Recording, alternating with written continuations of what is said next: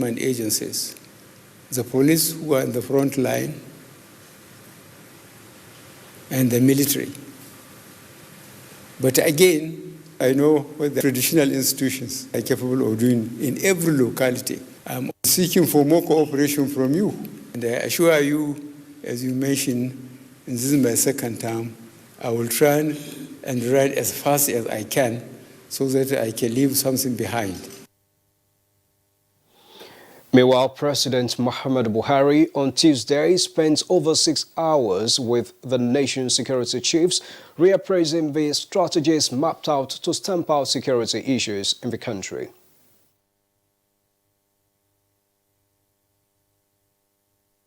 This is particularly because of the improved synergy amongst the various agencies that are providing information and intelligence. Furthermore, we have also had members of the public voluntarily offer information to the areas of the security challenges. Away from the State House, the federal government has commended the National Assembly for retaining the 500 billion naira budgetary provision under its social intervention program, which focuses on bridging the gap between the poor and the rich. This is contained in the breakdown of the 2019 budget by former Minister of Budgets and National Planning, Udoma. The President will engage with the new leadership of the National Assembly to address the funding of any of the projects whose allocations were reduced. We will do this by dialogue and engagement. Government will continue to create the enabling environment for the private sector to increase investment so as to increase productivity, create jobs, and stimulate further growth. We have been able to release to ministries, departments, and agencies 1.263 trillion naira, and for capital supplementation, 309 billion naira. The total capital releases to date, therefore, is 1,573 billion naira, so 1.573 trillion naira. Now to the National Assembly, where the Senate and the House of Representatives have concurrently passed the 2019 Federal Capital Territory Appropriation Bill of 243.3 billion naira to 24.1 billion is for development of satellite towns. Expansion and rehabilitation of Outer Northern Expressway and Airport Expressway. The sum of 1.5 billion naira is a mark for the completion of the above two major roads. But to me, if you look at the amount of 130 billion naira provided for capital projects, is very small. That's the news beats of Good Morning Nigeria. More news subsequently in the course of the day. The program continues shortly with Kinsley and Claire. Good morning. The clock is ticking. It's the signal for the inauguration of the 16th President of Nigeria and 5th President in the 4th Nigerian Republic. Nigerians are set to mark the beginning of the second term of Muhammadu Buhari as President of the Federal Republic of Nigeria. The first term saw the most massive critical infrastructural development, agricultural revolution, war against corruption, tackling insecurity, and unprecedented social investment programs. Our opportunity to keep moving our country on the path to a prosperous future. It's the next level for the Nigerian people. This is our time as Nigerians. Come, let us celebrate the next level with Muhammadu Buhari, President and Commander-in-Chief of the Armed Forces, Federal Republic of Nigeria. Date, Wednesday, 29th May 2019. Venue, Eagle Square, Abuja. Time, 8 a.m. prompt. Roll out the drums. Come, let's celebrate. Announcer Boss Gida Mustafa, Secretary to Government of the Federation and Chairman 2019 Presidential Inauguration Committee.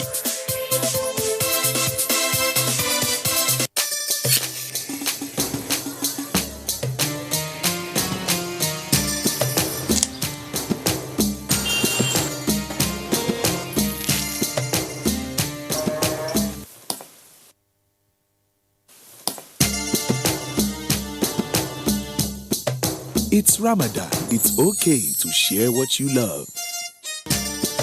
Ramadan Kareem from Indomie. Indomie Super Pack now available at 85 Naira. One Football Confederation, 24 teams, 6 stadiums, 4 cities, 504 African stars, 1 trophy.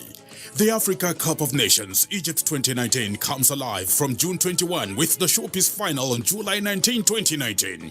Watch the 52 matches of the tournament live on Africa's biggest and largest television network, NTA, in partnership with Hotsports. Be part of the biggest soccer fiesta in the African continent as the Super Eagles go on a bold mission to clinch the prestigious title for the 4th time, to the excitement of millions of fans across the length and breadth of Nigeria.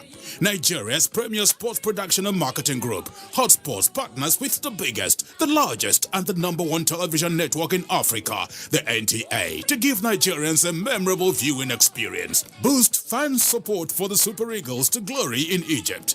For inquiries, please contact Abubakar on 0803-331-0175 and Felix on 0803-308-2375. NTA, you can't beat the rich. Helen! Hey, where's your mom? Today is her toilet day. What? Helen! Toilet day? Tomorrow you're hosting a party and it's a matter of my reputation. Even if you spend your entire day cleaning with all this, it still won't be party ready. Impossible! Challenge? New Ticker Harpic 10X. Even if you use this solution 10 times, it won't give you the same cleaning like Harpic, because its new Ticker formulation sticks to the bowl better, giving you a sparkling clean toilet. Wow! New Harpic 10X gives me the freedom from toilet day. TA Television College JOS announces admissions into 2-year diploma programs in film and television production, television engineering, and broadcast journalism. The sale of forms will commence on the 13th of May and run through 30th July 2019. Admission forms can be obtained from all marketing offices, NTA state capital stations, zonal centers, or at the office of the academic secretary, NTA Television College, Rayfield, JOS. On payment of a non-refundable fee of 7,500 Naira in bank draft in favor of NTA TV College. Applicants can also obtain the forms through the NTA TV College portal at www.ntatvc.edu.nj. Applicants are required to possess 5 credits in GCE or SSCE in relevant areas of study in not more than 2 sittings, including English and mathematics. All properly completed forms attached with photocopies of credentials must be submitted on or before 30th July 2019. For further inquiries, please visit our website at ntatvc.com or call 0803-3144-383. NTA TV College, training you to be the best you want to be. Registrar, announcer. This is to inform invited guests that parking arrangements for vehicles have been made for the presidential inauguration ceremony scheduled to hold on Wednesday, 29th May 2019 at the Eagle Square. This is to ensure smooth and seamless movement during the occasion. Eagle Square car park is for dignitaries with gold cards. All other guests are expected to park their vehicles at the following designated parking and picking points: Millennium Tower Car Park, Old Parade Ground, Area 10, Garki, Millennium Car Park. The Supreme Court Car Park is for the evening event. Shuttle buses will convey guests to the Eagle Square for the inauguration event and return them to the various parking and picking points. Boss Mustafa, Secretary to the Government of the Federation and Chairman, 2019 Presidential Inauguration Committee, announcer.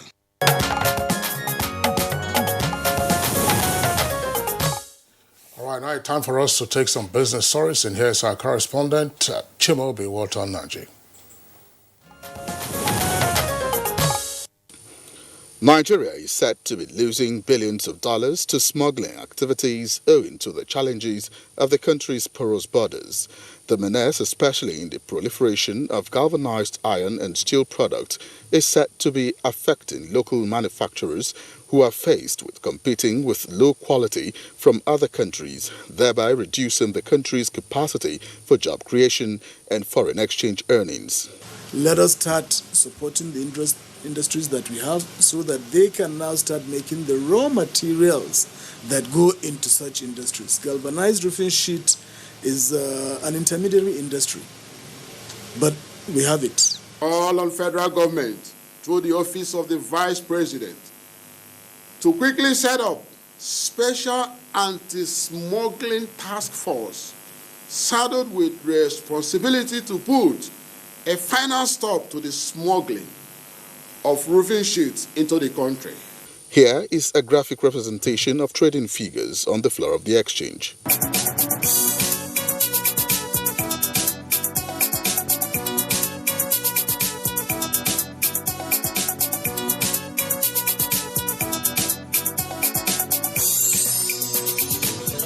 With business news, I'm Chimubi Walter Naji.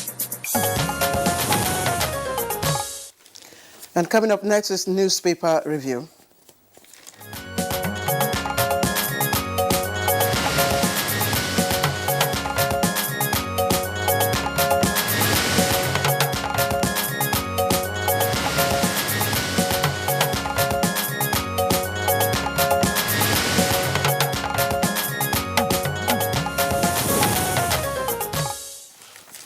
Incidentally, today, of course, is democracy. That was Democracy Day last year for 29th. Today's inauguration. Today's inauguration. The Democracy Day will be on June 12th, as next month. 20 years ago, of course, it was both Democracy Day and Inauguration Day. We have just two papers with us. We hope that before we are through with the newspapers, we will have some of them coming. But of course, the front pages obviously are stories on the inauguration taking place today. Blueprint is the first paper that we're taking a look at. The editorial of Blueprint, of course, starts on the front page, and it says celebrating 20 years of civil rule and other milestones. But the lead story says, as 12 governors vacate office today. Now you have a number of riders there with some bit of chest beating. Gaidam says we've made tremendous impact. Ogun, better than we met it. That's Amosun. I've done my best, attributed to Korocha.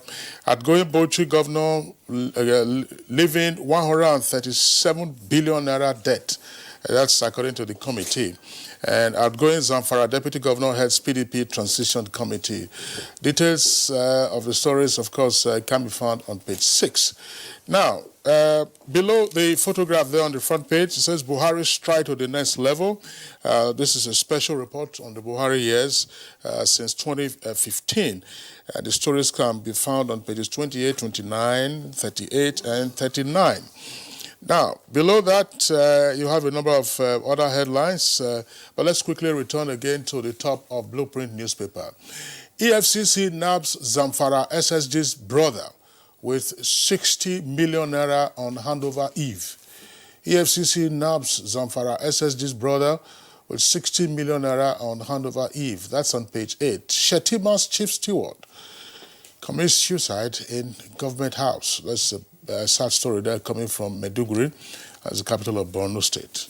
Claire, let's take some stories from you and then I'll return again to this. Of course, while we were, Kingsley was taking the stories from Blueprint, Bayo just walked in. Bayo. Good morning, Claire. Good morning, Kingsley. Sorry, I was caught up in this. We thought as much. The inauguration restriction of movement.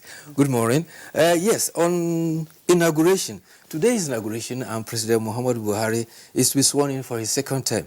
The same thing is taking place in 29 other states where governors who won elections in March are to be sworn in. As a prelude to this, ministers handed over to Palm 6 yesterday, and at the state level, cabinet were dissolved yesterday, and some governors-elect received handover notes. 7 governors are not affected. There were 20 newly elected governors. Now, 20 of them have won re-election. Only 9 are new governors. At Abeokuta, it was the secretary to the Ogun State government who handed over to the deputy governor-elect. It was received by deputy governor-elect. At Lagos, governor-elect was received by the outgoing governor, and after a closed-door meeting, Mr. Sanwo-Olu came out and assured Lagosians that he will hit the ground running. This morning, if you are taking the commercial bus in Lagos, don't be surprised if you hear the conductor say, Ojota, Ojota, Kusiamboma, somewhere new. All right, Bayo. Okay, now let's take a look at the front page of the Nigerian pilot. And it has, of course, pictures of, I want to presume, new governors, the newly elected governors that will be taking, of course, their oath of office and allegiance today. If the camera can just, give us a picture of all of them. Yes, I see Bala Mohammed there of Bauchi. I see of course, the incoming governor for Kwara State, Abdul Razak. I see Lagos, I see Imo, I see Nasarawa, and all of them, of course, I see Zamfara, and the president himself just in the middle. They'll all be, of course, taking their oath and allegiance this morning. The caption is Fresh Mandate as Buhari, 29 governors are sworn in. And then if we go down below the picture story, EFCC closes in on Yari Okorocha and Amusu. We have trending stories at the bottom there. Okorocha appoints high-profile government officials on eve of departure. Read that up on page 41. Now, World Bank supports National Irrigation Program with some amount of money in excess of $400 million. That's on page 11. Now, Senator Bala inherits over 130 billion naira debt from outgoing governor. It's on page 7. Now, Buhari blames past leaders for poverty, insecurity, and Nigeria. And APC Deputy National Chairman tells Oshomole to resign. That's on page 6. The trending story at the bottom. Okay, let's go just above, a little below the nameplate. INEC to review all processes of 2019 general elections. That's the outlook of the Nigerian pilot. All right, I'll return to some other stories, this time at the foot of the front page of Blueprint newspaper. APC Deputy Chair Lawan to Oshomole quit as party chair. That's on page 6. Bandits kill 23 in fresh Zamfara attack. That's on page 31 of Blueprint newspaper. Now, INEC set for national dialogue on electoral reform. That can be found on page 16. And Bajabia Miller, lawyer withdraws suit over speakership bid. That's on page 13. Bayo, yes. Some of these new governors, they might be new, but they're certainly not new within the government and governance circle. Yes, it varies. They're coming with some degree of experience. Some have been cabinet members in the state. Some also have been within the public service system within the state. There are all those others too who are probably greenhorns when it comes to state administration. But be that it may, some of them are bringing other experiences from other aspects of the economy. But be that as it may, the critical point is that many of them, before they are sworn in today, are supposed to have declared their asset. And President Muhammadu Buhari declared his assets, and the forms were submitted. This is required by law. By May 28 was the deadline for end of tenure assets declaration. You know, there are two ways. If you are coming in new, you need to declare your assets. If you have been there for the 4 years, at the end of the 4 years, you need to declare end of tenure assets. That also probably will cover for your new tenure until the end of the 4 years. And from the declaration made so far, Special Assistant to the President, Garba Shehu, says there are no new homes, no new bank accounts at home and abroad, and there are no new shares acquired. The Chairman Code of Conduct Bureau commended the President for providing leadership by example, and it is expected that many of those who are to be sworn in today will have also completed their asset declaration form. Yeah. Yes, I was going to say, the governor's aide that committed suicide in Government House, that's a really sad story, and one would wonder, Yeah, it's a pretty sad story. It said he was retired from the service, but then engaged as a contract staff. And he had been there, he'd been working for some time at Government House. But unfortunately, there were no signs that he would take a drastic step that he was said to have now taken. But it turned out that his body was found dangling from a tree inside Government House. He was a personal cook to the governor. Yes, no, he was steward. Steward. So. We're having some cases of suicide. If you recall, Bayo and Claire, on this program, must have been a couple of years ago, when people, there were rampant cases of people just leaping off the Third Mainland Bridge and getting drowned in the lagoon. We took on the subject matter on Good Morning Nigeria, and now there was a young man reported the other day. He flunked his medical exams at a medical school, and he took his life. So this is a pretty sad story. As we said, the impact is not necessarily on the one who is gone, but on the society and of course the family. And the dependence that is left behind. Yes. So rest in peace. There's a story that Claire read with regard to Okorocha. If you take that story again before we take the editorial. All right. Just that headline again. Yes, it's on the, of course, at the bottom of the Nigerian pilot. Okorocha appoints high-profile government officials on eve of departure. Ordinarily, there's nothing wrong with an executive who still has his powers up until the time, he hands over to make such appointments. But what has happened, as we have seen, especially in the Fourth Republic, is that such appointments are usually reversed by the administration that takes over. Then you just then ask yourself, what was the need in getting those persons appointed in the first instance?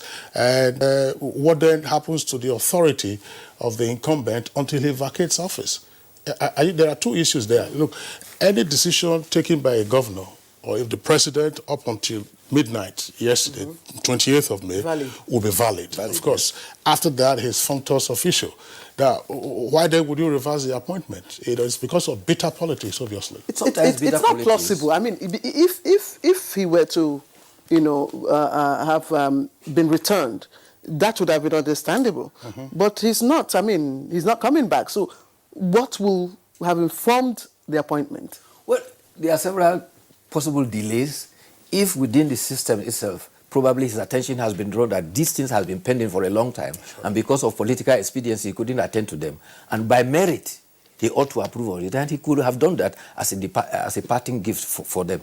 And if the incoming governor will be fair, you only need to check the rules and see that if they have complied with the rules, he retain them. Those that have not complied with the rules and were done ex gratia, then those ones may be reversed. I was wondering, Kinsley, thank you for clearing that. There's also an important point to make. For all governors whose tenure ended yesterday, and of course the new ones who will be taking over, including President Muhammadu Buhari, all appointments that he made with regard to his personal aides, that's to say special advisors, ministers, senior special assistant and special assistant, those are appointments that lapsed by yesterday. Of course, he will make fresh appointments because he's still in office. And the chances are that, of course, if you are a close aide, you will continue to work with him until, of course, you get your letter from the Secretary to the Government of the Federation, because you're a government appointee. The same thing happens also at the state level. Until you are reappointed, of course, you would have been deemed to have exhausted your tenure along with the tenure of your appointer.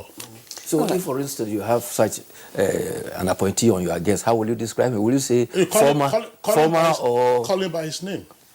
Very interesting. All right, let's look at the editorial, and quite interesting one. It's coming from, we're taking it from the Blueprint. Celebrating 20 years of civil rule and other milestones. The bottom line of this editorial is, first of all, congratulating Nigerians for sustaining democratic rule for 20 years, and of course, the President Buhari for another milestone as he takes on another term in office. But of course, the editorial did pick out, certain areas that, of course, gray areas that would need attention. Well, I don't know if I can quickly look at this other critical issue. Security chiefs met with the president yesterday, and they reminisced that the Nigeria's border is a challenge, and it is only a prayer to God that can save Nigeria. And I was forced to look at the extent of our borders. In the north, we are bordered by Chad, and it's for a distance of 87 kilometers. In the north proper, we are bordered by Niger, it's for a distance of 1,497. In the east, by Cameroon, 1,690 kilometers. And in the west, by Benin Republic, 773 kilometers. Total of 4,047 kilometers spread. And it is difficult to man these borders. And the security chiefs are now saying that we should call on our pastors and our imams, and if possible, Guru Maharaji and the Ek people to all hew and pray to God before our borders can be safe. That is a very, very serious concern. Now, talking about 20 years of civil rule, Naturally, between 1999 and now, our democracy has grown from nascent to an evolving democracy. But much as it is, our politicians have allowed partisanship to obscure the challenges of multi-partisanship, or if you want, bipartisanship, that will enhance development of Nigeria. Most often than not, you have a PhD attitude by politicians. What is PhD? Pull him down. They tend to forget that they are Nigerians and they are all working for Nigeria. You tend to see that politics of dog in the manger, I will not go and will not allow you go. At the end of the day, it is the nation that suffers. And I think the kernel of it all is that we must realize that the nation is greater than any individual or any individual's political aspiration. And the earlier we cooperated to move this nation forward, the better for all of us. All right, Bayo, thank you very much. Earlier, we were discussing, you said 27 governors. Actually, there were 29. 29. Yes, that's what I said. You know, it was a bit sometimes 7 and 9 and 9 and 7. So one can take a look at that. 20 years of democracy, pretty sweet story for us. But of course, today's Inauguration Day, and the first formal celebration of Democracy Day will be on June 12 later this year. Bayo Tebe, thank you for being with us on the program. Thank you too. Yeah, see you again tomorrow. Today looks like a Friday, by the way, or a Saturday. Because of the public holiday? Yeah, well, work-free day. Work-free day. Okay, it's Good Morning Nigeria. We'll take a short break now. When we return, we'll get ahead with our principal item for conversation.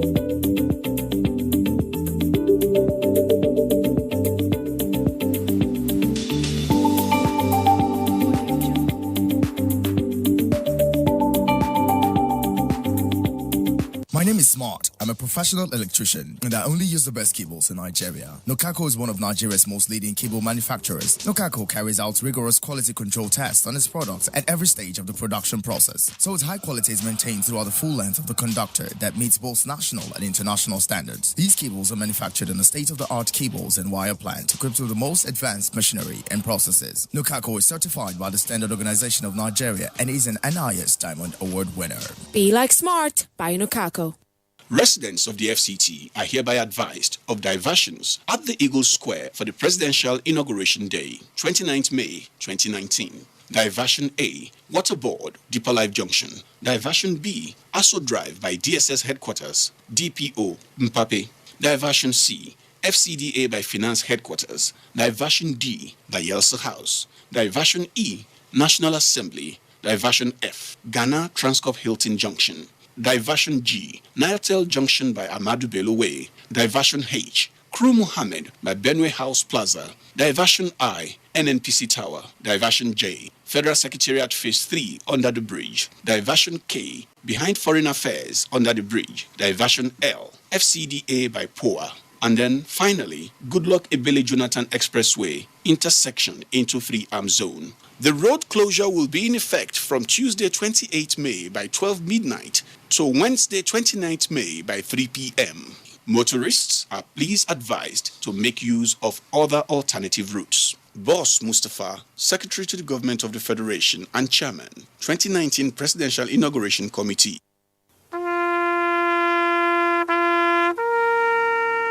They are there at the crack of dawn. They are there busy preparing while we rise for our day.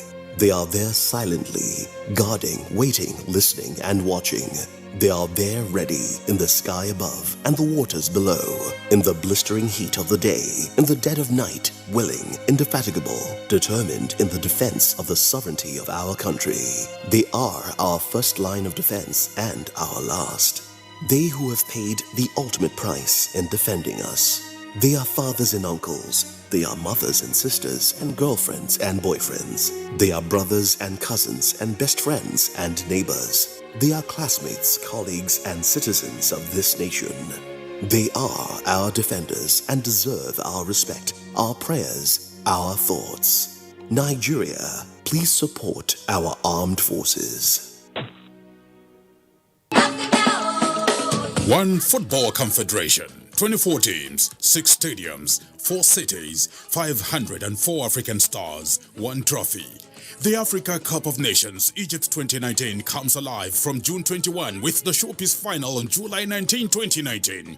Watch the 52 matches of the tournament live on Africa's biggest and largest television network, NTA, in partnership with Hotsports. Be part of the biggest soccer fiesta in the African continent as the Super Eagles go on a bold mission to clinch the prestigious title for the 4th time, to the excitement of millions of fans across the length and breadth of Nigeria. For inquiries, please contact Abubakar on 0803-331-0175 and Felix on 0803-308-2375. NTA, you can't beat the rich.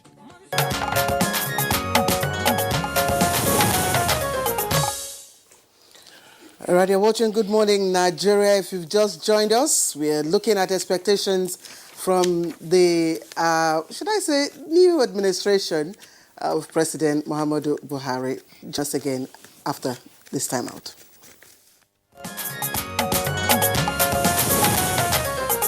Our expectation is high. Understand, for the period of 4 years. In terms of agriculture, I think this present administration has done credible well. Things like Empower that they have embarked on, and then trader money they have been actually carrying out. They should work and improve on it. You know, if it's adding the money and then also empowering more women like they've been doing. And then the Empower, they can also create new batches, because there's still other people waiting on the line to enroll into it. So they should also try and also get those people involved. The fight against corruption, President Muhammadu Buhari is trying, and kudos to him, but we also expect more from him too. They have started the school feeding program. As they have commenced, let them also actualize it and go beyond where they have offered and reached. I want the president to quickly consult his cabinet so that the economy of the country can kick off immediately, and so that to start moving the way it's supposed to move. Security is the most important thing for now. That needed the government to come in. If they can address the security situation in the country, from there, every other things will flow accordingly. Another area that I really want the government to concentrate is agriculture.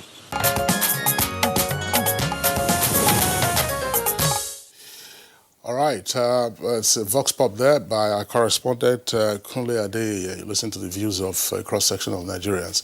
We have guests with us in the Abuja studios as well as from our Benin Network Center. Let's welcome now Malam Garba Shehu. Malam Garba Shehu has always been a regular guest on Good Morning Nigeria and, of course, an insider.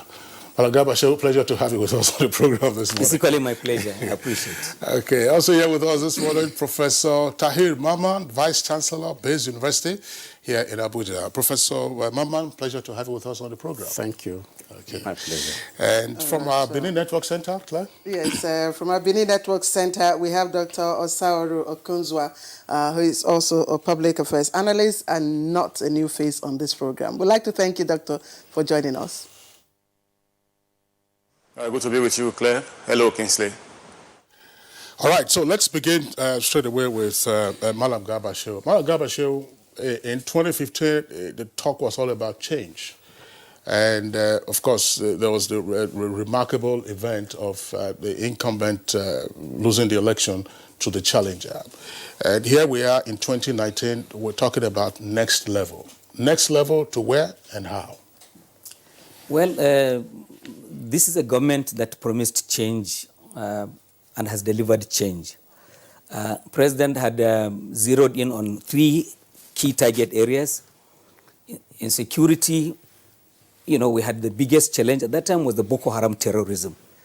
Boko Haram had divided this country into 2. They had taken a slice. They had set up a caliphate of their own with a flag, with a system of administration, a system of taxation, effectively 2 countries in one. We have deleted that territory now. Nigeria is one. They don't control single space of territory in the country. Boko Haram is gone. Perhaps 1 or 2% left on the border with the Lake Chad. That too will be finished. New challenges have arisen. The farmers had clashes, and by the testimony of governors, particularly those from north central states, that one has also been defeated more or less. It's calmed down substantially. But the new ones that are with us lately, kidnapping, cattle rustling, and the mindless killing of innocent people by bandits. Now everyone is up in arms against that. All of the security agencies, they've been mobilized, they are there.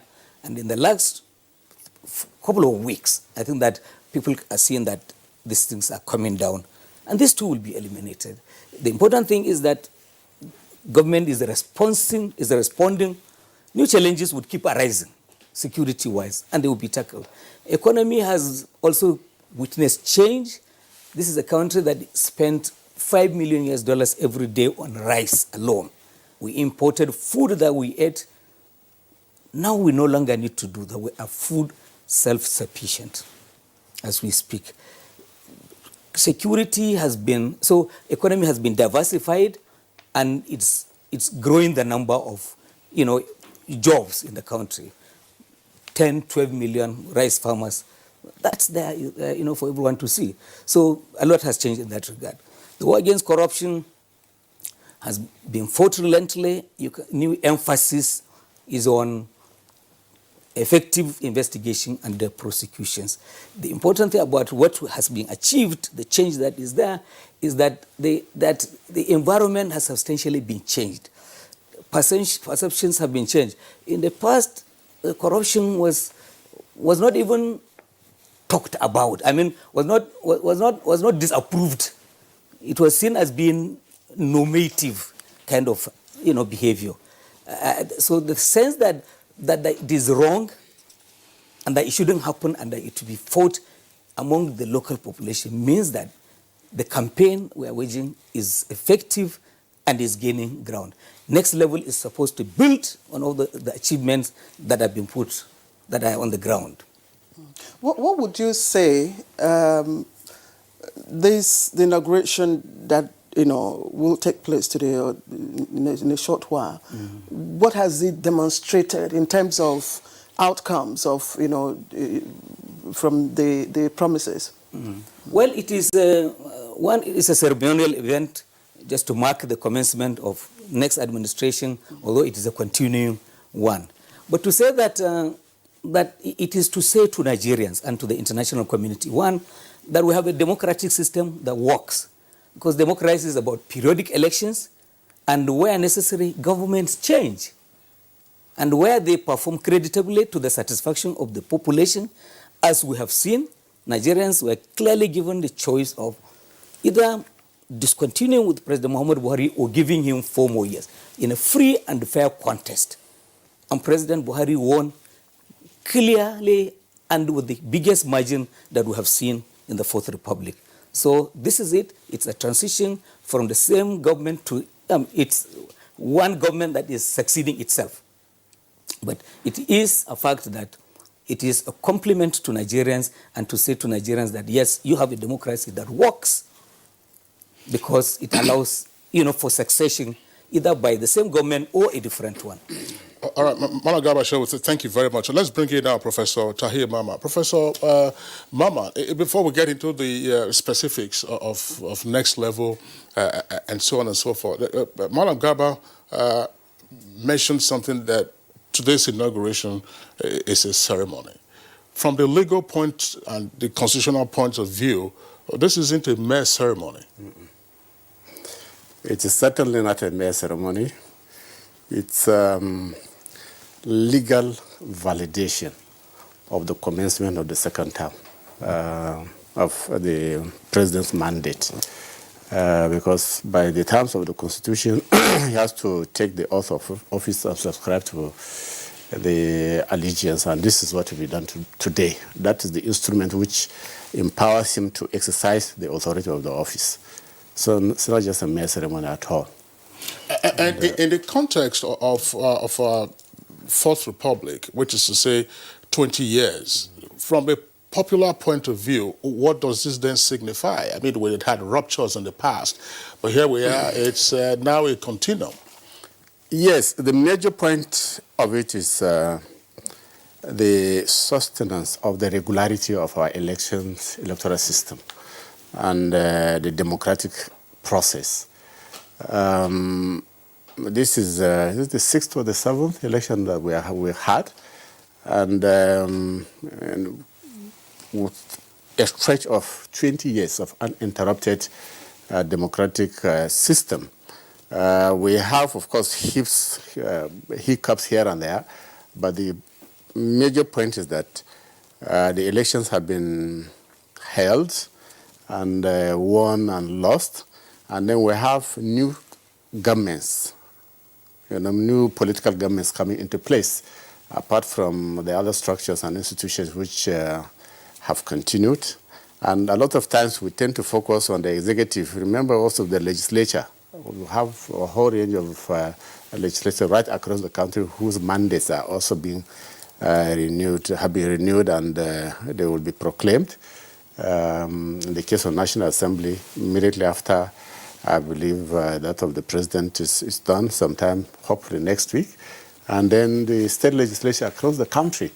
Of course, the judiciary is there. Their own is not, they don't go through elections like other places, but they are all complementary. They complement each other.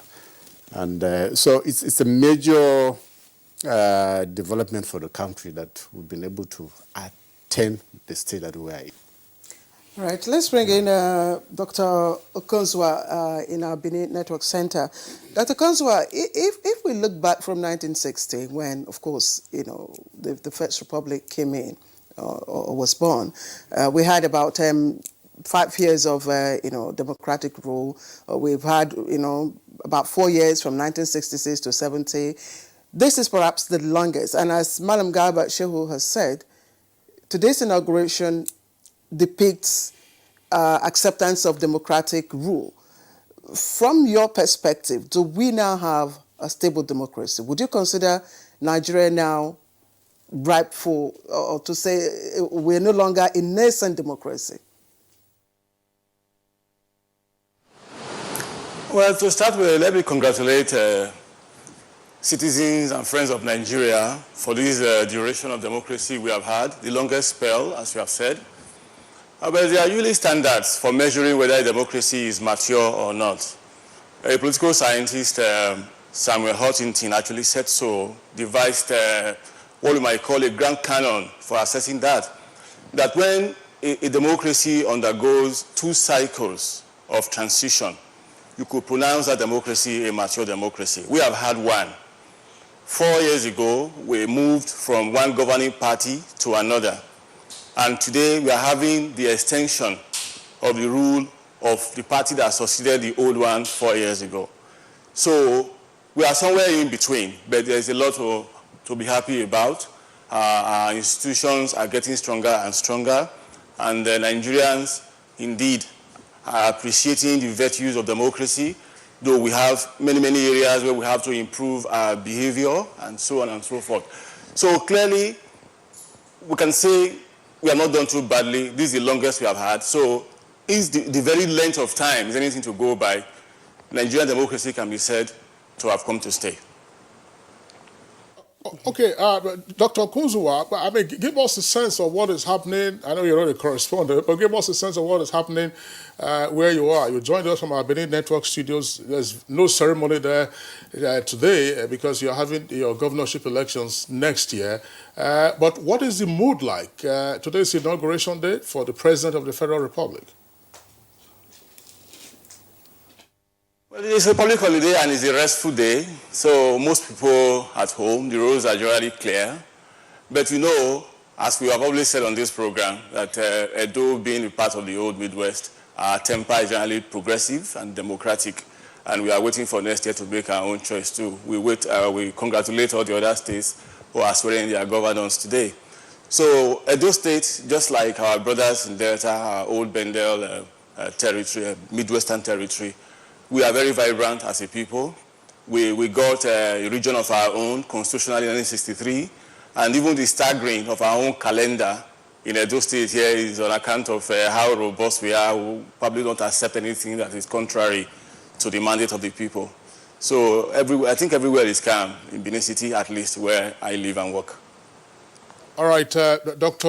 Sawaru, thank you very much. We'll return to you later on in the course of the conversation. Now back to Malam Garba Shehu. Malam Garba Shehu, I mean, there's something tricky about the fact that you're having an incumbent who is getting in for a second term. But this obviously will be more vivid if it were a freshman who was being sworn in.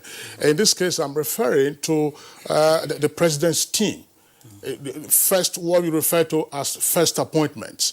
Of course, the president, once he takes his oath of office along with his vice president, usually first is the vice president, and the president takes his oath of office, and then all the other ceremonial aspects will take place. The appointments that would be expected, there will be, of course, the personal aides and then the cabinet. We had a situation in 2015 where this took quite a while, and permanent secretaries were the ones that filled in that position. What are we expecting in 2019 from the fillers that you have? As the president himself has said, he would form a government without any delay. Why did it happen in the past?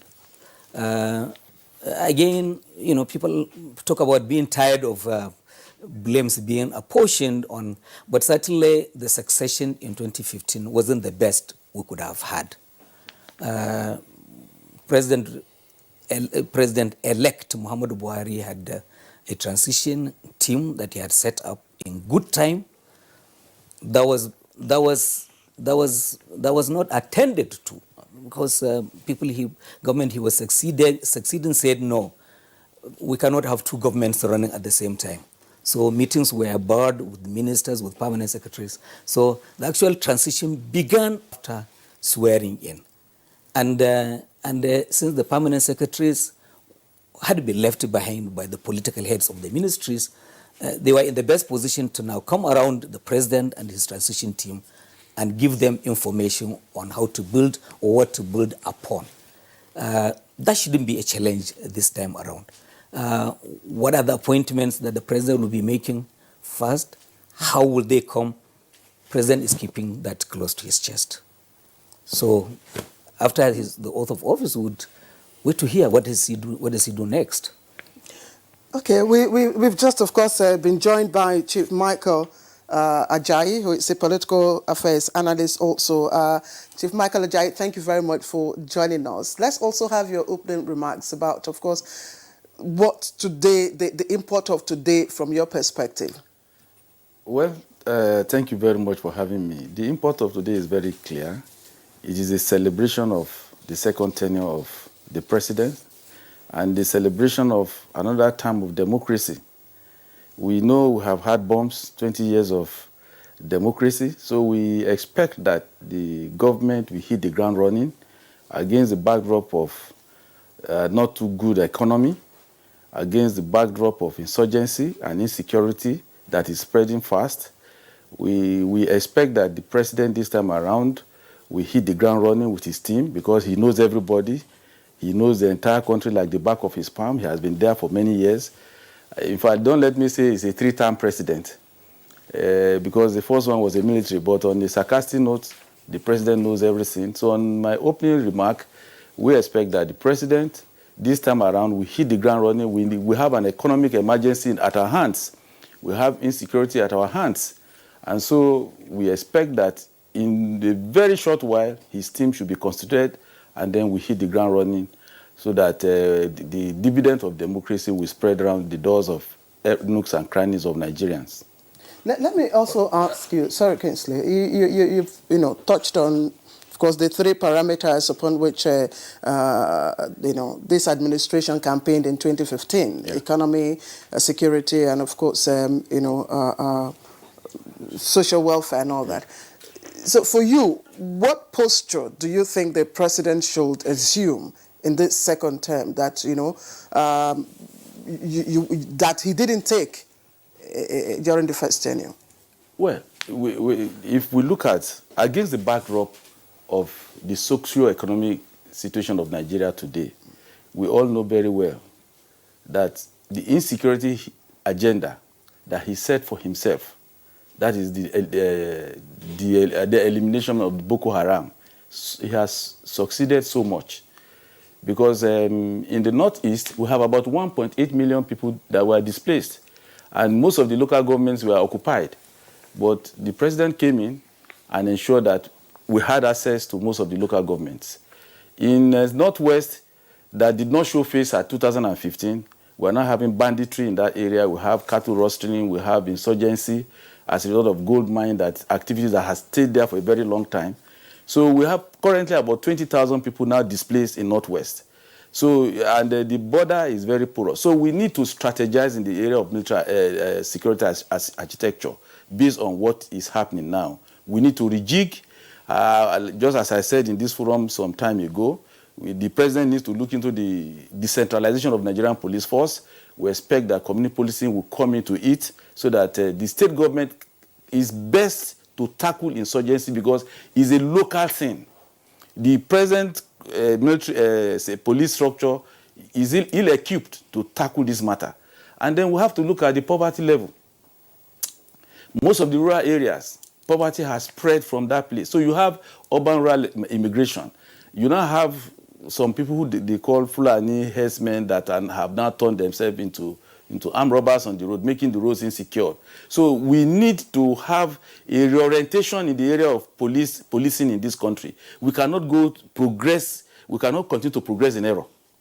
We need to change, we need to rejig our security approach if we want to succeed in that area. So we expect the president this time around to turn around the entire policing of this country, looking at community policing critically. Decentralizing police force is very key, and allowing the state government to fund the police is a federal thing. Just as I said in this forum, central policing is antithetical to the very structure of federalism.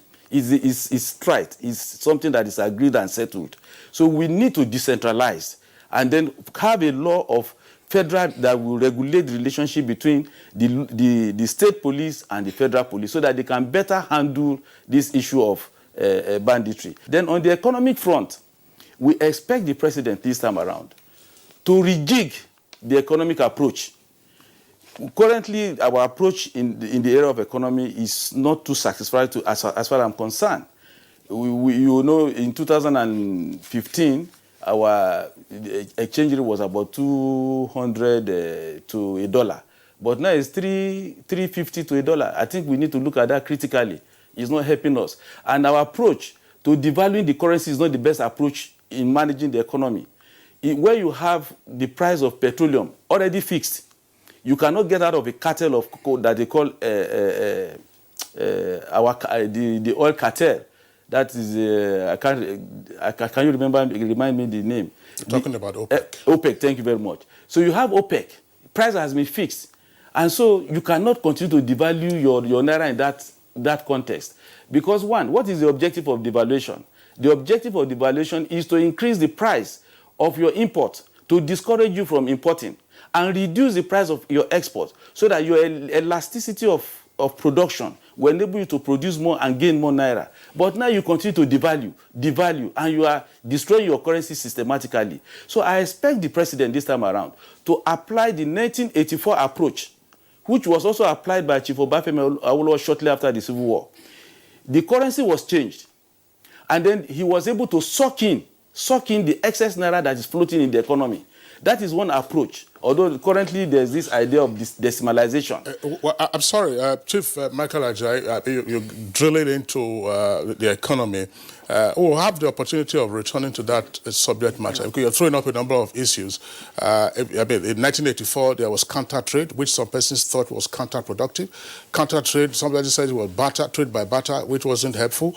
Then we also had huge debt servicing arrangements in 1984. Those are matters that are very challenging if you were to bring them into the current mix. And some economists have also argued, along with financial experts, that the naira hasn't actually been devalued in the course of what we have seen in the management of the economy since 2015. As I said, we'll return to you presently. Professor Tahir Mama, back again to guide, in terms of our philosophical approach to the second term.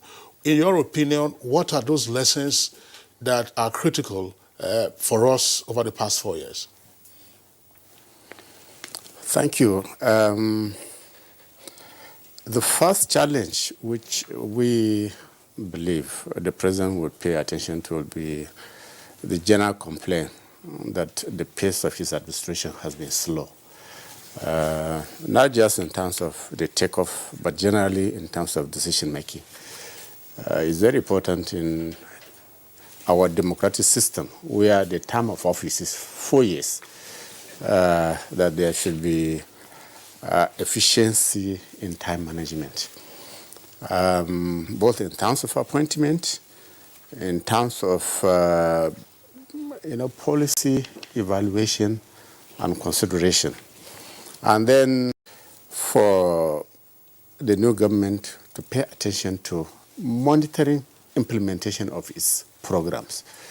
That to me has been a bit lacking in the last system, because ministers will say a lot of things about what is happening.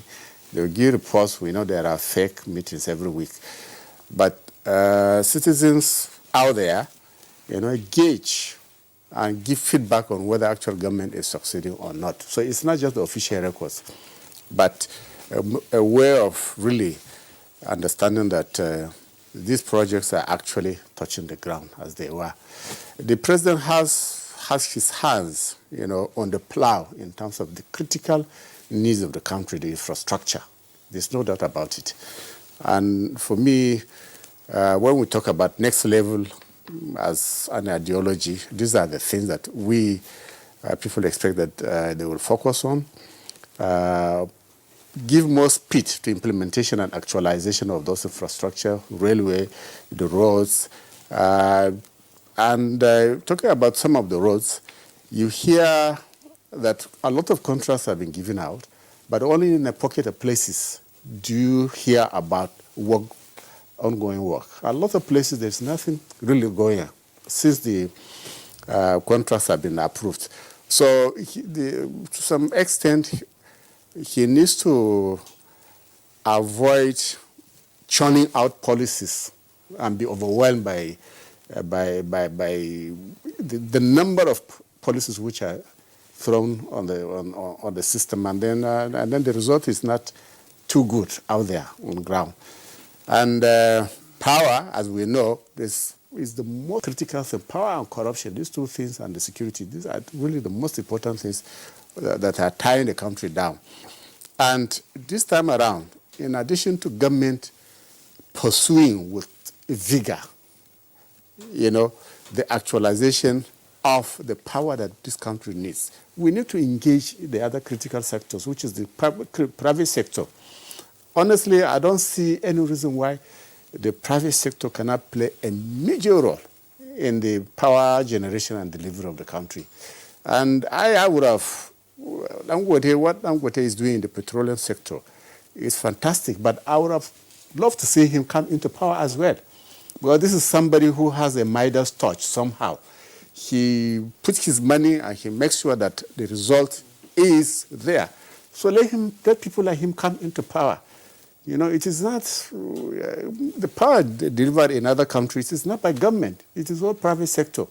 So whatever it is, whatever obstacles that there are that are really causing problems for actualization of this thing should be cleared, whether it is regulatory or bureaucratic or whatever it is. The government should just forcefully work through all these things within a very short time and then let people come in. It's a money minting business, okay? And it is the problem to all our solution to all our problems. That's the truth of the matter. Okay, let's bring on Dr. Okozua again from our Benin Network Center. In the light of Kingsley's question and Prop's response, Dr. Okozua, I'd like for you to also speak on the issue of security, which is a very critical and fundamental, issue here. In the first tenure, the strategy deployed was, of course, moving the command center, to the theater of war, and of course, extensive reaching out to neighboring countries in a multinational cooperation. This helped us to contain the activities of the Boko Haram and, of course, help us to make the milestones we're celebrating today. So in this next level, people have said, look, there's also a need to rejig the strategy to contain emerging crises and criminal activities. How or what do you think should be the president's attitude towards security, tackling these security issues in this next tenure?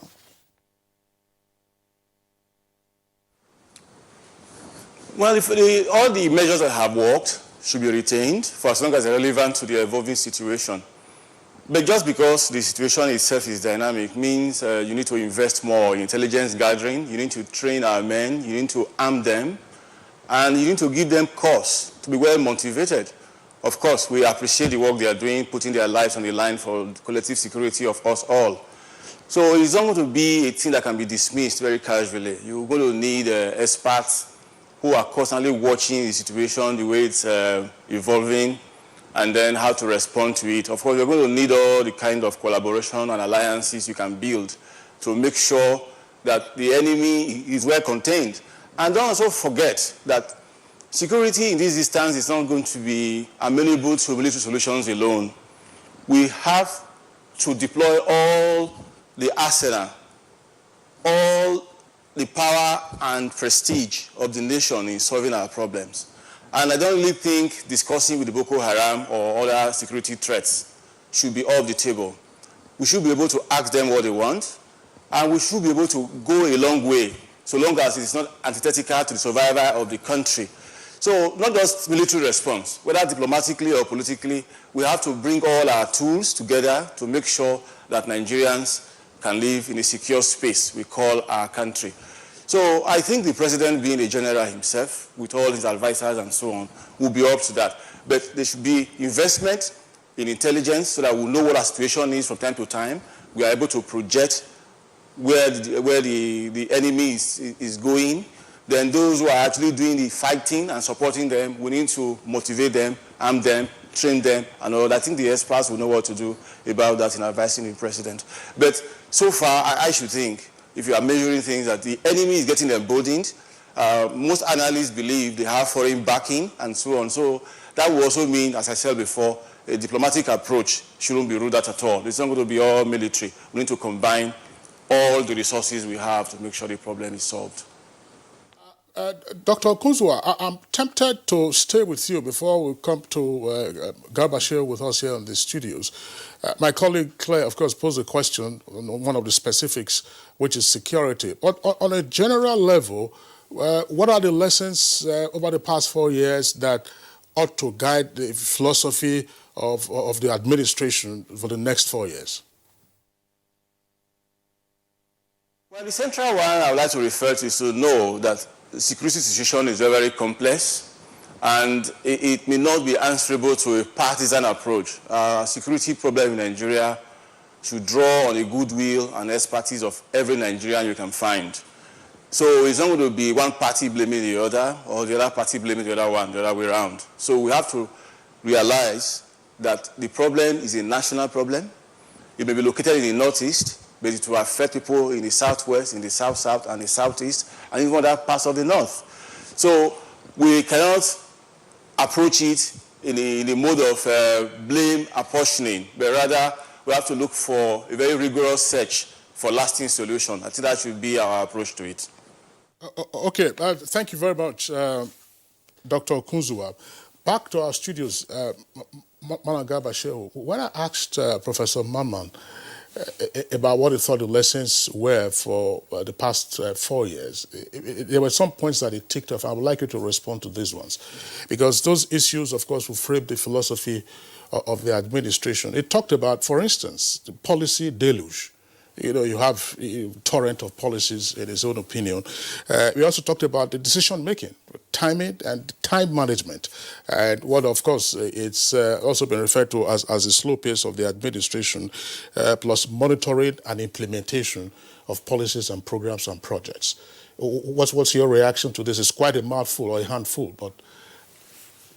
Well, from him and also the analyst, Mr. Jai, who is here with us, I think that sometimes as leaders in the ideational area, people who sell, who promote ideas, we give them, we tend to stay in one place and we don't reflect the dynamism of ongoing situations in the country. That situations are changing daily, and we ought to be listening to people who are, you know, in government, in fairness to them. When somebody says, you know, insecurity is spreading, yeah, so it has escalated, all right.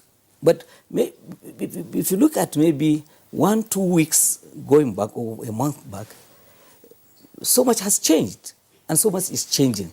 So in fairness to our security services, we must encourage them by acknowledging when they are responding to situations like this. When somebody says no roads are ongoing, no.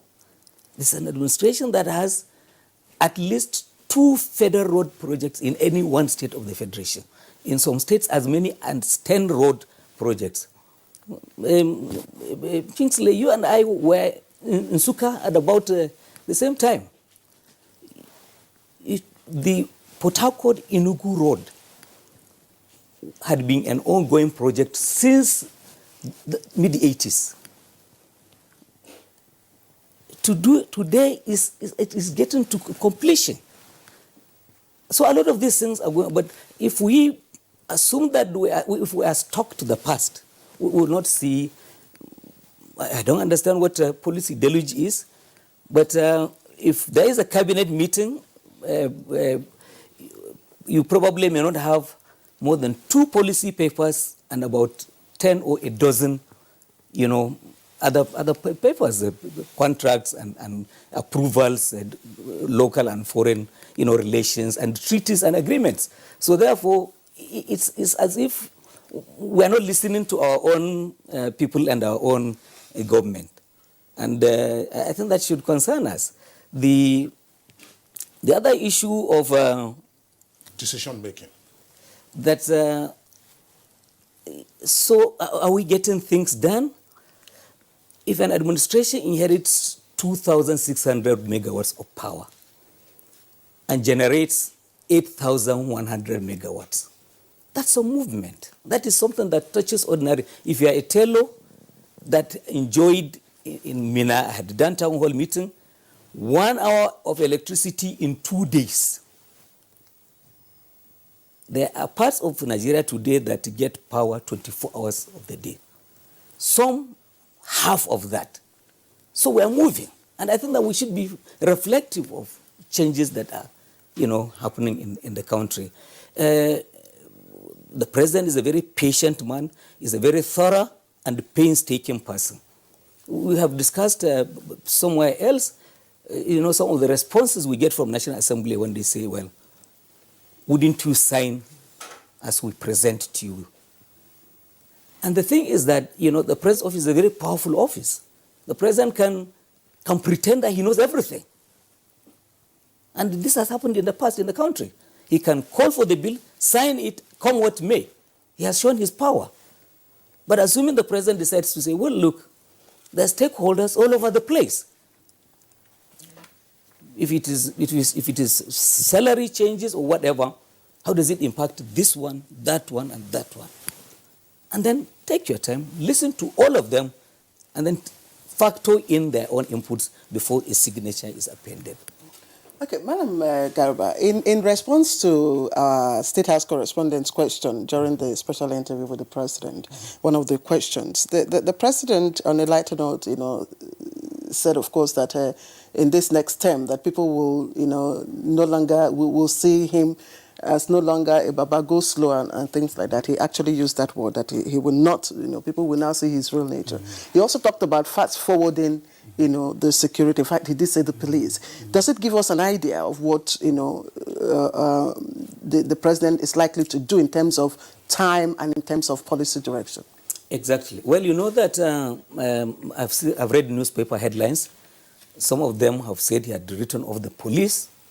It's clear that the President is becoming impatient with the pace of law enforcement in the country, particularly with the police. And Dr. Mama may not like me saying this, but the processes in the judiciary also, they don't seem to match his expectation of how... Oh, I'm happy you're doing that. Of that process. Yeah. Okay. And so therefore you can see that the President is giving a commitment that the mill will turn faster with the police, with the justice system. The justice system, they have a lot of problems. And I'm aware that they are putting together their own issues and they're looking to a meeting with the government so that probably if there are expectations that they expect from the executive, those ones should be met. I think that we're getting to the point where the courts, the judiciary, the executive will be on the same page in order that matters of law enforcement, trial of cases, anti-corruption and all of that will proceed more speedily. This is the expectation of the President. Sorry, Malagaba, clarify this, because there are critical viewers out there. When you say that they will be on the same page, what does that mean? What I mean Judiciary and executive on the same page. Is that well, not that they would be in the same bed. That's not my idea of it. Thank you for... Right. Yeah, yes. But I think that if, as a general objective, that the government, President Buhari leads an executive arm of government which considers corruption as an enemy of the nation. So if you have a judiciary that says corruption is an enemy of the nation, so you have them going together, the objective becomes the same. Okay.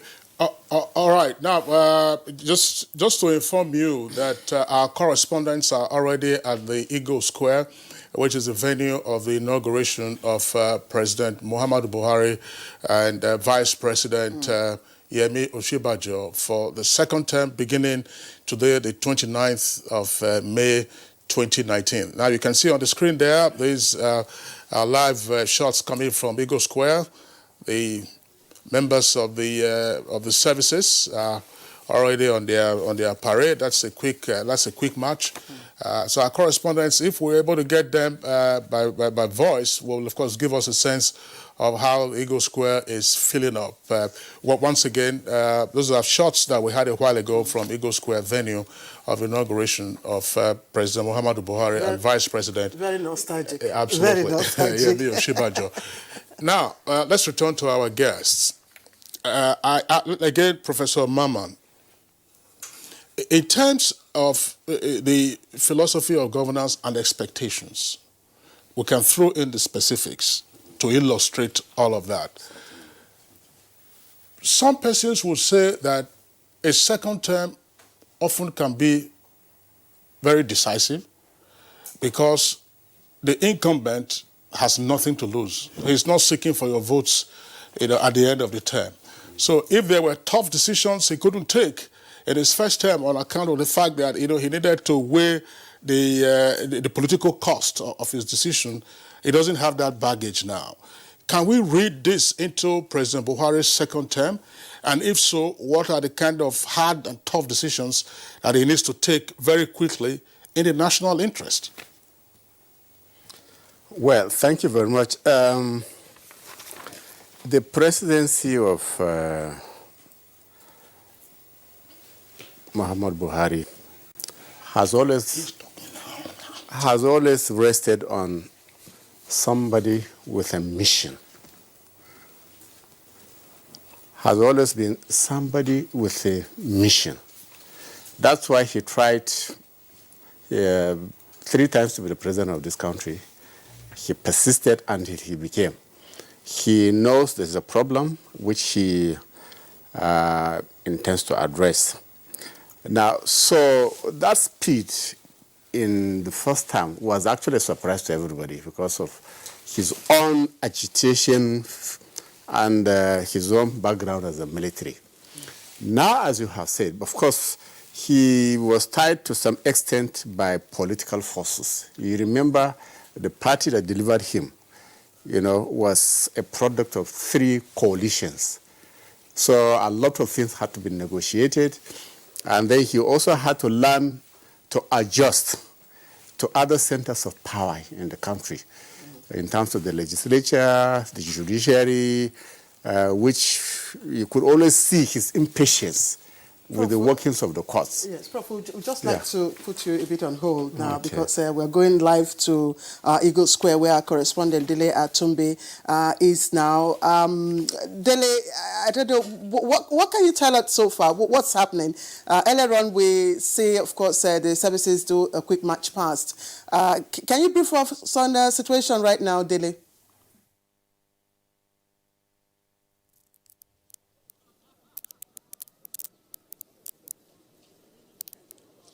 Welcome to this good square, and all is now set for the inauguration of President Muhammad Buhari for 2nd term.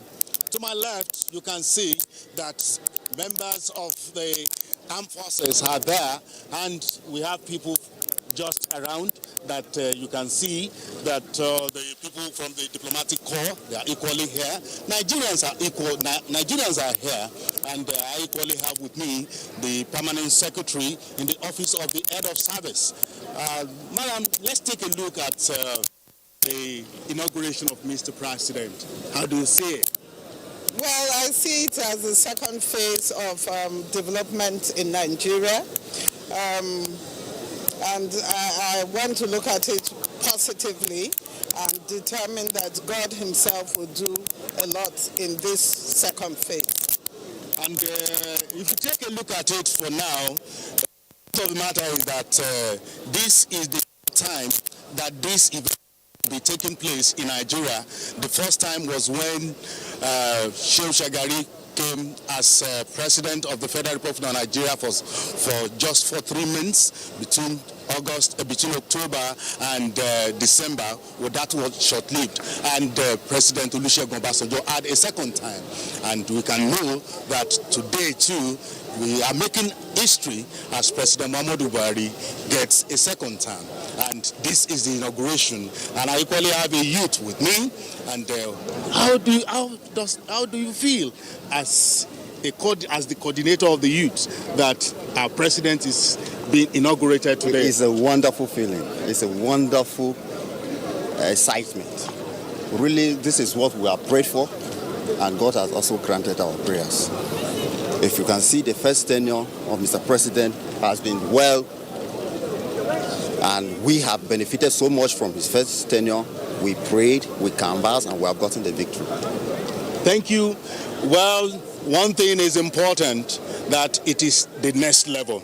And Nigerians are set, and they have been asking what will be for them at the next level. Let me ask the permanent secretary, what should Nigerians expect for the next level, especially from the civil service? Yes, for the civil service, we'll be consolidating on many of the programs and projects that we had started. We'll be looking basically at the welfare of the civil servants. We have several packages that are already ongoing and many more that are yet to come.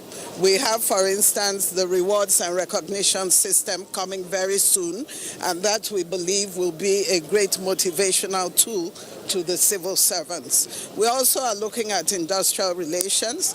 We are looking at occupational health, safety and environment, and we are also looking to see that the benefit packages are improved in all ramifications. Thank you, my PAM Secretary. The truth of the matter is that in the next few hours, President Muhammadu Buhari will be taking his oath of office from this podium. And first will be the Vice President of the Federal Republic of Nigeria that will be taking his oath of office. And after the Vice President, President Muhammadu Buhari will take his oath of office from this podium. And over to you in the studio.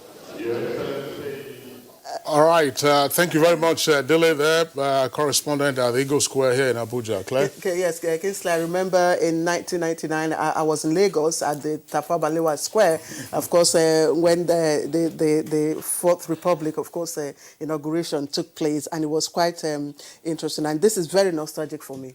That's right. Congratulations. Where were you when it took place in 1979? We shall get the Second Republic.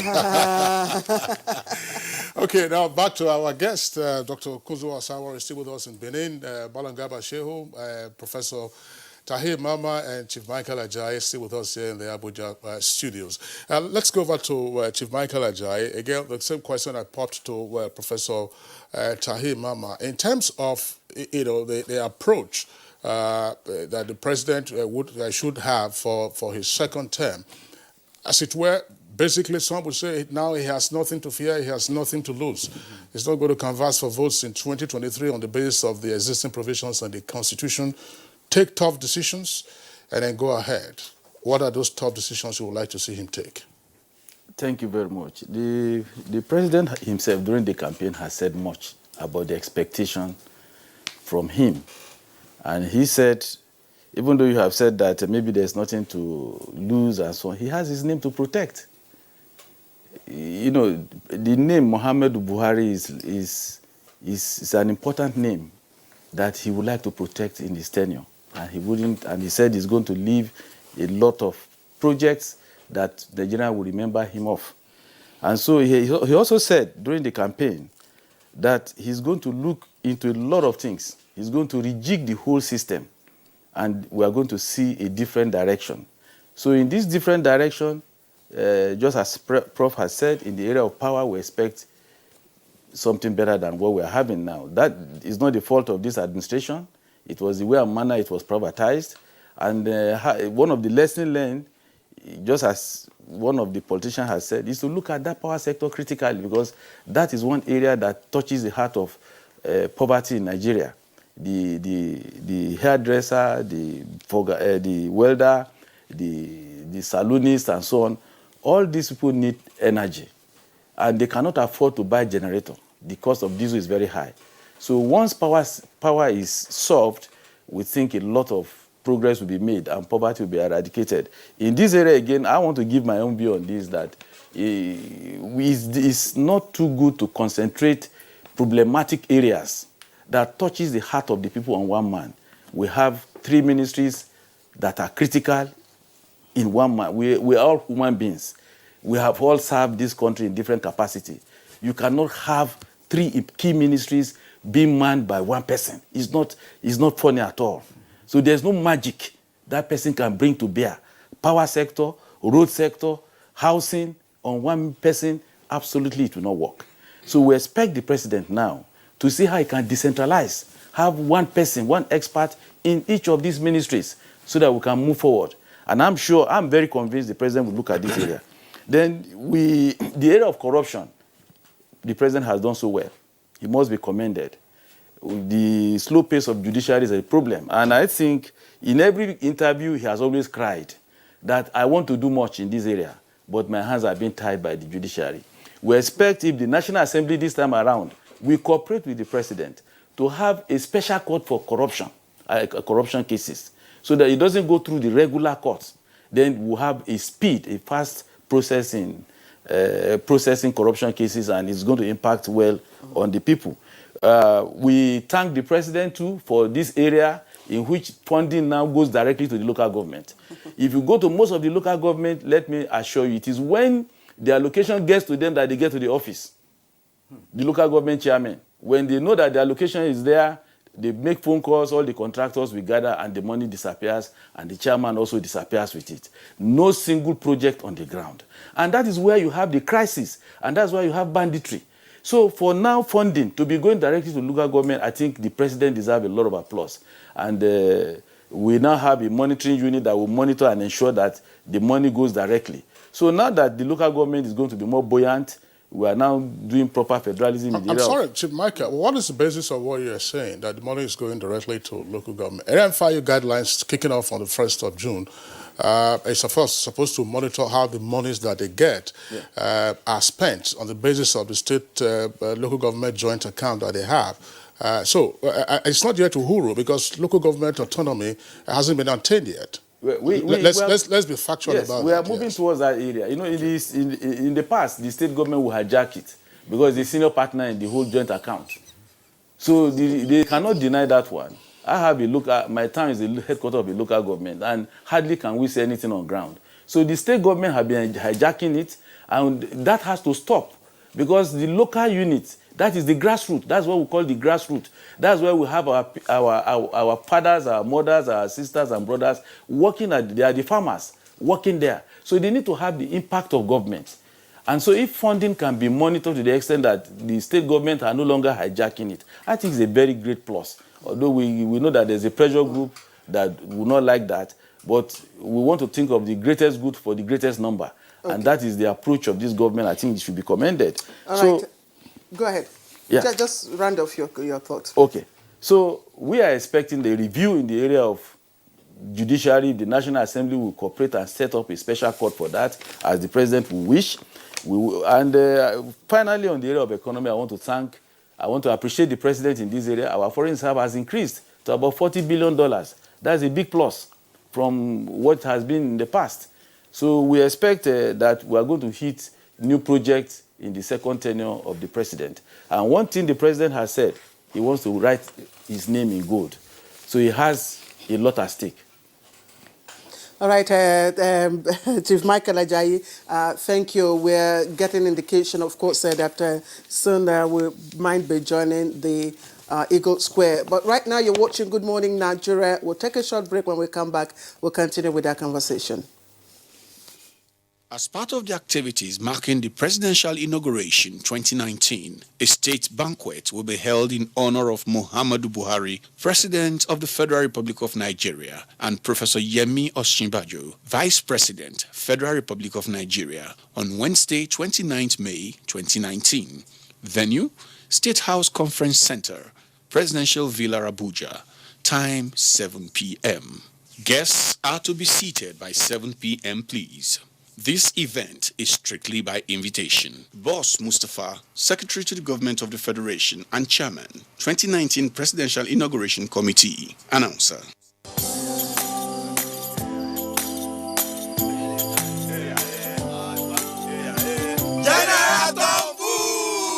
Hold it!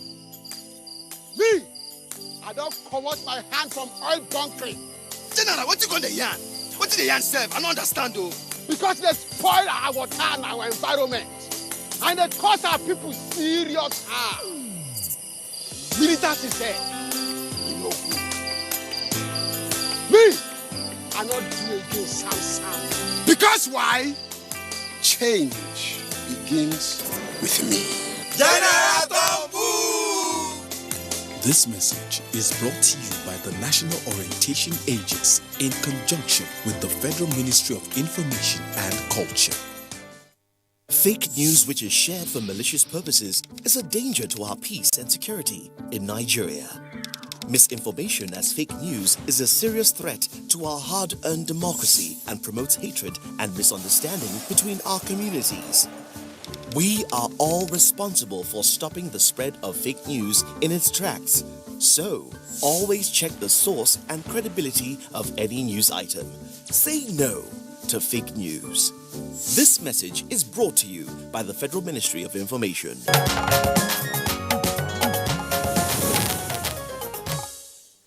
Welcome back. You're watching Good Morning Nigeria. State to Benin, where Dr. Osawaru Okonzwa is.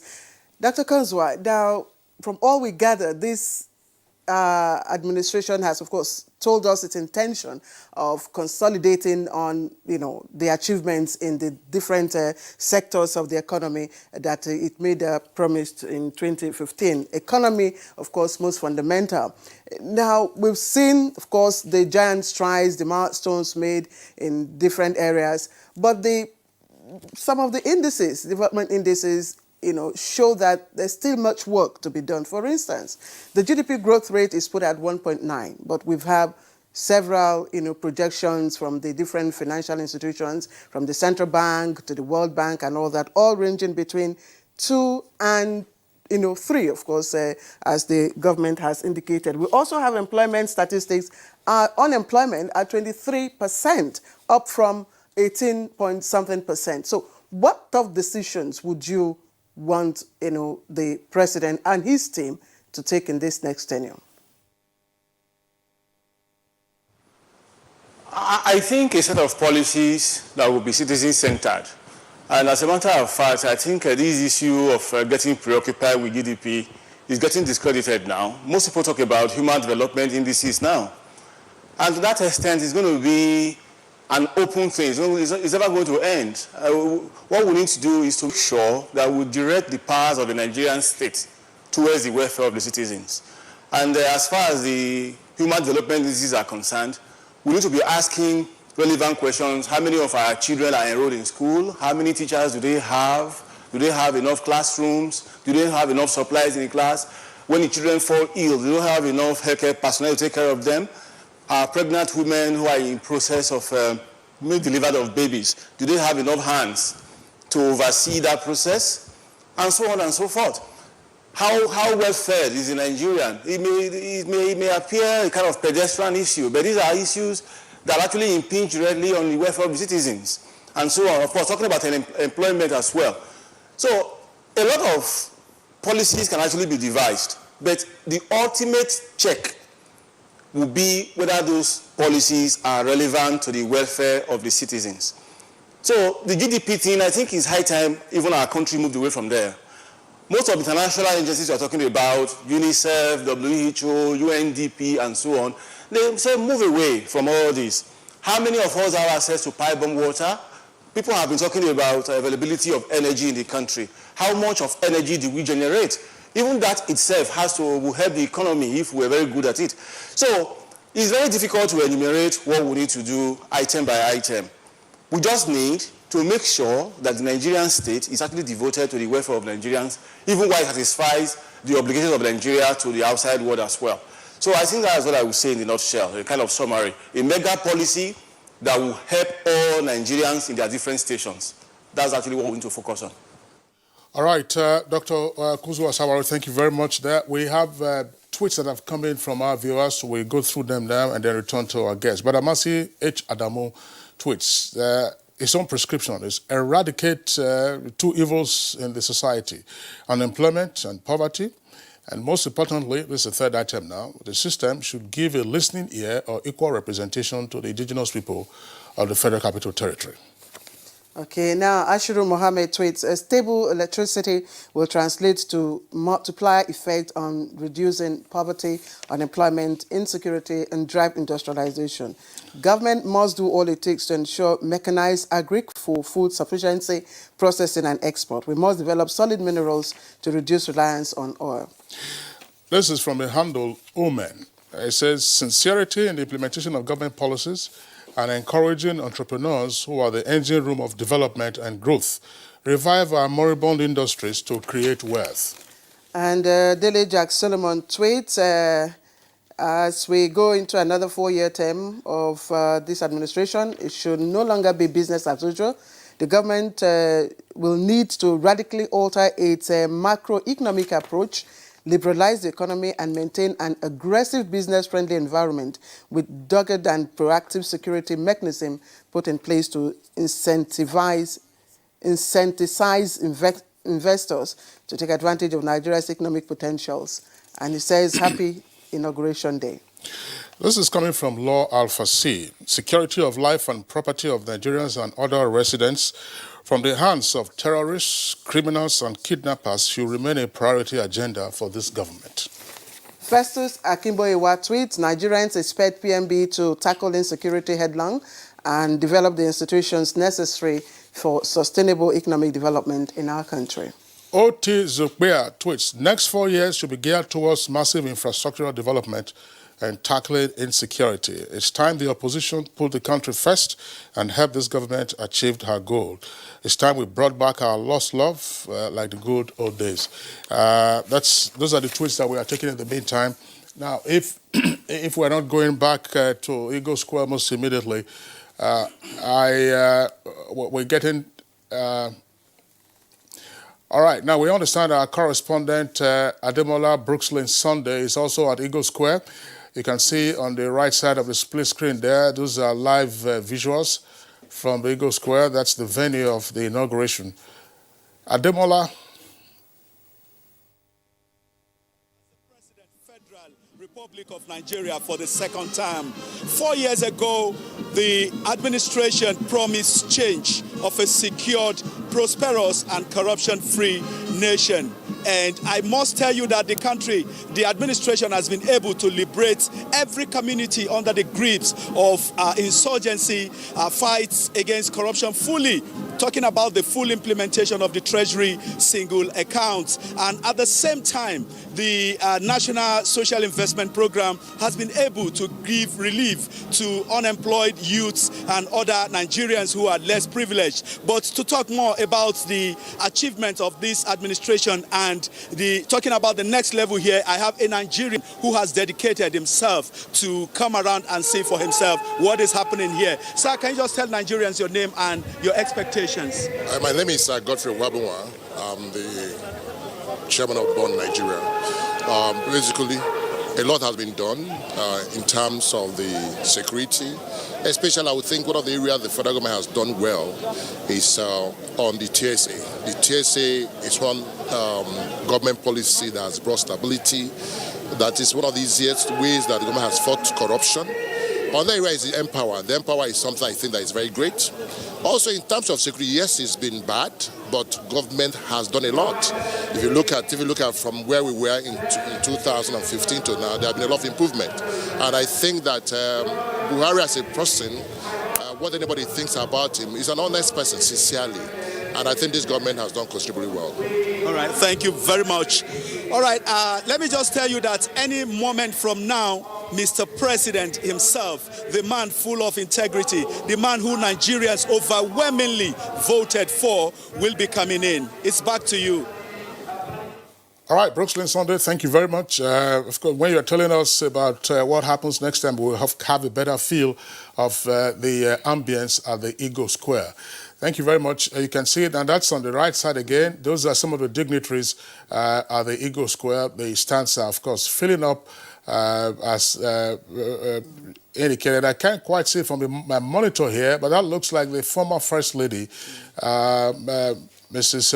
Miriam Abacha, that we saw a moment ago.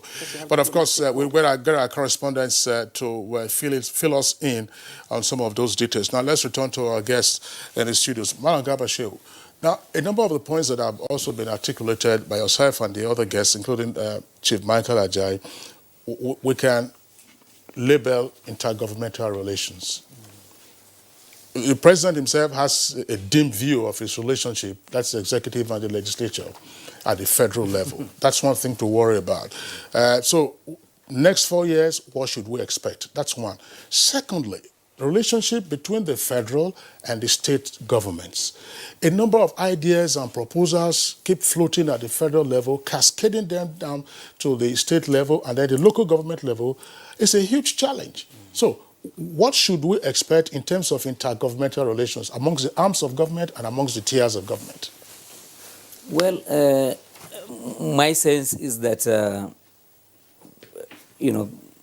the leadership at the state levels, at the state and the local council levels would be taking an important lesson from the outcomes, of the election that we just came through. Because the president, got re-elected solidly. And for us as a party, as APC, you have seen situations in which the president would win handily in a given state. A party will take all 3 senators. In some cases, party will take all House of Reps seats, and in some cases, even the entire state legislative seats. When it comes to the governor, the people will say, we disagree with you, and they decide otherwise. So what this means is that, and it takes you back to what the president said in his inaugural speech 2015. He said, look, I can't sit here in Abuja, churning out good policies, running the country well, good governance, and then down below me, then there is a lot of rot. So I think from there, the president doesn't have a horsewhip with which to flog governors into line and all of that. However, I think that the voters have now begun to speak. They are more discerning, they are more decisive, and they are saying, yeah, we can use our ballot to punish governors that are not, in line with what we think our country should be doing. I think that's a better way to really align local council states to good governance that is happening at the center. Okay, Dr. Konswa did say that we need to start asking more questions about human, development in terms of how many people have access to school, how many people have access to good roads, how many people have access to good, quality health care and all that. And if these in the human development indices are anything to go by, then means that we need more of mainstreaming the people to actually be the game changer. So how do we begin to do that in the next tenure? Well, I think that what he said is perfectly in order, because it simply doesn't make sense that look, this is a country development. First quarter for this year is 2.1 growth rate, which is significant. It is not the best on the continent. But when you bring all of these things together and you compare with the rate at which the population keeps growing, 3.4 or thereabout, it vitiates everything that you are doing. And at the rate we are going, they are already speculating that maybe 2050, this country is going to be in the top 5 after China, India, and so on, overtaking many of the large countries with the large populations and so on. So yes, if we stay tied to numbers, we probably will just hold ourselves down. And I think that the quality of life of the people should matter most to the people. And I think this has underlined quite a number of actions or inactions of the president. When you look at issues such as maybe petroleum subsidy, for instance, which logically should be done, ought to be done because it's happening all around us, but we're holding it down. Because maybe the president looks at maybe the top can bear, any such, deregulation, but at the bottom level, where the masses of our people reside, the effect will be harsher. And so therefore, although economists will argue and say this is the way to go and this is the right thing to do, leadership has also a responsibility to ensure that policies that are seen to be positive but have a punishing effect on the lower ranks of the population are not allowed to come into play. Okay, Malam Gabashew, thank you very much. Professor Tahir Mama, what are your expectations in terms of intergovernmental relations between arms of government, in particular executive, legislature, and between the federal and state governments? There are a number of issues that are on the table. Sometimes they pop up to the top, and also between the executive and the judiciary. Well, a lot of times, actually, when we talk about fault lines in Nigeria, we tend to see things in terms of ethnicity, regionalism, and all that. But for me, as a constitutional lawyer and a political observer, what I have seen over the years to be a major handicap to our progress is the disconnect between the federal and other centers of power, especially at the state level. The federal government takes less than 50% of the national budget. The rest goes to the states. At the federal level, we have observed some level of checks and balances being operated. Like between the executive and the legislature, you see how fiercely they have been defending their territories. So effectively, they've been able to somehow, perform their role as centers of power, but not between states and the federal government, where so much resources are going on, poured into. And you mentioned cascading earlier on. There's no cascading in the federal system. These entities are different. They are different levels of government. So it's only probably as a matter of good practice that a state may adopt a policy at the federal level, unless they share the same party. If they're in the same party, yes, you can talk about cascading in terms of ideology and projects and all that, but to some extent. But there are no checks and balances at the state level. Everybody is pocketed by the governor. He decides what policies to come up and to implement. They dish out money as if it's a personal resources. So these are things which we as a country, we as citizens need to focus on, as we move on, if we want to strengthen our democratic experiment. And as Garba mentioned, to some extent, voters have demonstrated their impatience with governors who didn't perform in office. Take Bauchi, for instance. All the members in Bauchi are APC in the State House of Assembly at national level, but they voted out their governor. Now, this is the right thing to do. This is what voters should be doing now, to tell those in control of government at the state level that, look, the time has come when they have to perform their duties properly and for the benefit of the citizens, along the line which our colleague in Benin said. They are the ones in charge of all these basic developmental projects that we're talking about. Federal government is largely about framework, foreign defense. This is improperly in a proper federal system. These are the things that should be focused on. But things about healthcare, primary school, secondary school, health, primary health services, these are all services that should be dispensed by state and local governments. But what we see over the years, local governments, even the little they have been getting, what have they been doing with it? They share them. Okay, most of them don't live in their state local government headquarters. They live in the state capitals. When the money comes, they share them, and that is the end of it. So, issue of capacity is also there, but more importantly is an issue to governance being responsible, taking their work responsibly. Okay. Let's bring in Chief Michael. Chief Michael, now just a brief response from you, still on the relationship between the executive and the legislature. A lot of people have talked about that between, of course, the 8th National Assembly. But in whose interest will it be if there is a somewhat convergence of opinion between the two arms? Thank you very much. It's going to be in the interest of the common man. What we had in the 8th Assembly was not the one that we could be very cheerful about.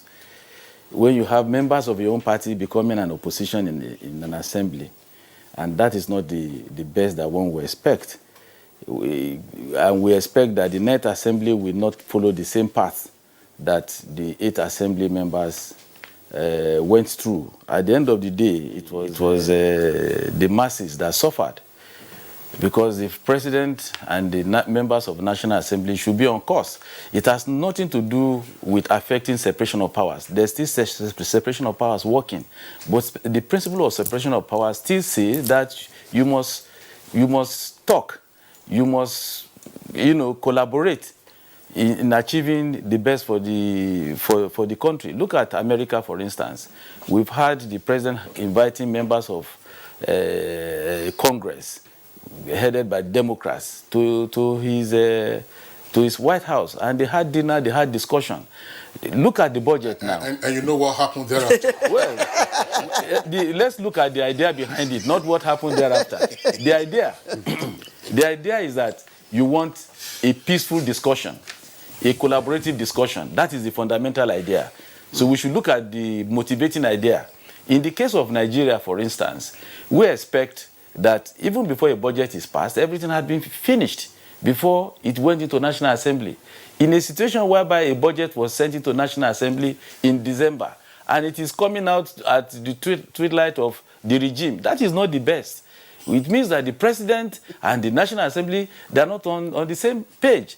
The agitation that should be in the minds of members of National Assembly is how to take care of the grassroots. And the president cannot clap with one hand. So he needs two hands to clap. He needs the cooperation of members of National Assembly.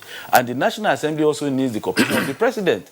So when we are talking of the essence of governance, don't forget that the essence of the governance is for the goods and the welfare and security of the common man. Okay, Chief Michael Ajayi, thank you very much. Let's go very quickly to Dr. Okunzwa in our Benin Network Center to get what should be also his closing thoughts on this conversation, which obviously is one that will be ongoing. We're talking about, relationships between and among the tiers and arms of government, particularly the executive and the legislature. If you, your perspective, I mean, what would you like to see? Some persons will say that the antagonism is healthy for our democracy. Others will say it's a big challenge. And then federal and state. What is the limit of partisan politics? To start with, if we're going to build democracy, we must respect the rule of law as a cornerstone. If we did that, most things will fall in place. But specifically between the executive and the legislative arm of government, what I should be looking for is legitimate cooperation, not collusion. Because if the executive and the legislative were romancing in bed unnecessarily, it would mean democracy itself will be endangered. It would mean the very concept of separation of powers will be in jeopardy as well. So legitimate collaboration, legitimate cooperation should be what should guide the relationship between the executive and legislature. Between the federal government and the state as well, of course, a lot of agitation now about federalism, what brand of it are we practicing and so on. As the discussions are going on, the lines that are already delineated should be respected. Of course, the houses of assembly across the country should also ensure that they perform their role. They shouldn't just carry along as if they are probably there to applaud a kind of monarch or a despot or anything. They should assert their own powers as well. So I think, on the whole, summing everything up, our democracy is going on. A lot of things we need to do. We can do them a lot better if we have the time, and we have the men and the women. If we put statesmanship at the very center of what we do, most of our laws can be interpreted constructively, and the welfare of the people will be fostered. I think that's the whole essence of it all. All right, Dr. Okunzwa, thank you very much. Just to take the last set of tweets that we're going to have for this conversation, Suleiman Yahaya says that I think the president needs to have his personal monitoring team, which will report to him sincerely on the progress of his programs and projects. This, of course, should comprise civil society groups, private sector, and the media. This is for tracking members of his cabinet and their performance. All right, and this one from Fregene Godfrey, specifically directed at Madam Garba Shehu. And it tweets, it's a fact that this government has done well in terms of infrastructure development, but the media enlightenment to the masses by showcasing what the government has done was not enough. Now, Ruben Oba tweets, I'll expect the president to put in more effort in fighting corruption without considering anyone because he has nothing to lose, and focus also on improving power supply, which will have a multiplier effect. All right, it's on that note we'd like to appreciate our guests who have come here today to, of course, share their views with us. Let me first of all begin with Dr. Osawaru Okunzwa, Public Affairs Analyst from Benin. Thank you very much, sir, for joining us today. And Chief Michael Ajayi, Political Affairs Analyst here in our studio, thank you. Thank you. Professor Tahir Maman, Vice Chancellor, Bayes University, Abuja. We'd like to appreciate you, sir. And, of course, Madam Garba Shehu, Senior Special Assistant to the President of Media and Publicity. Thank you very much. All right, Kingsley.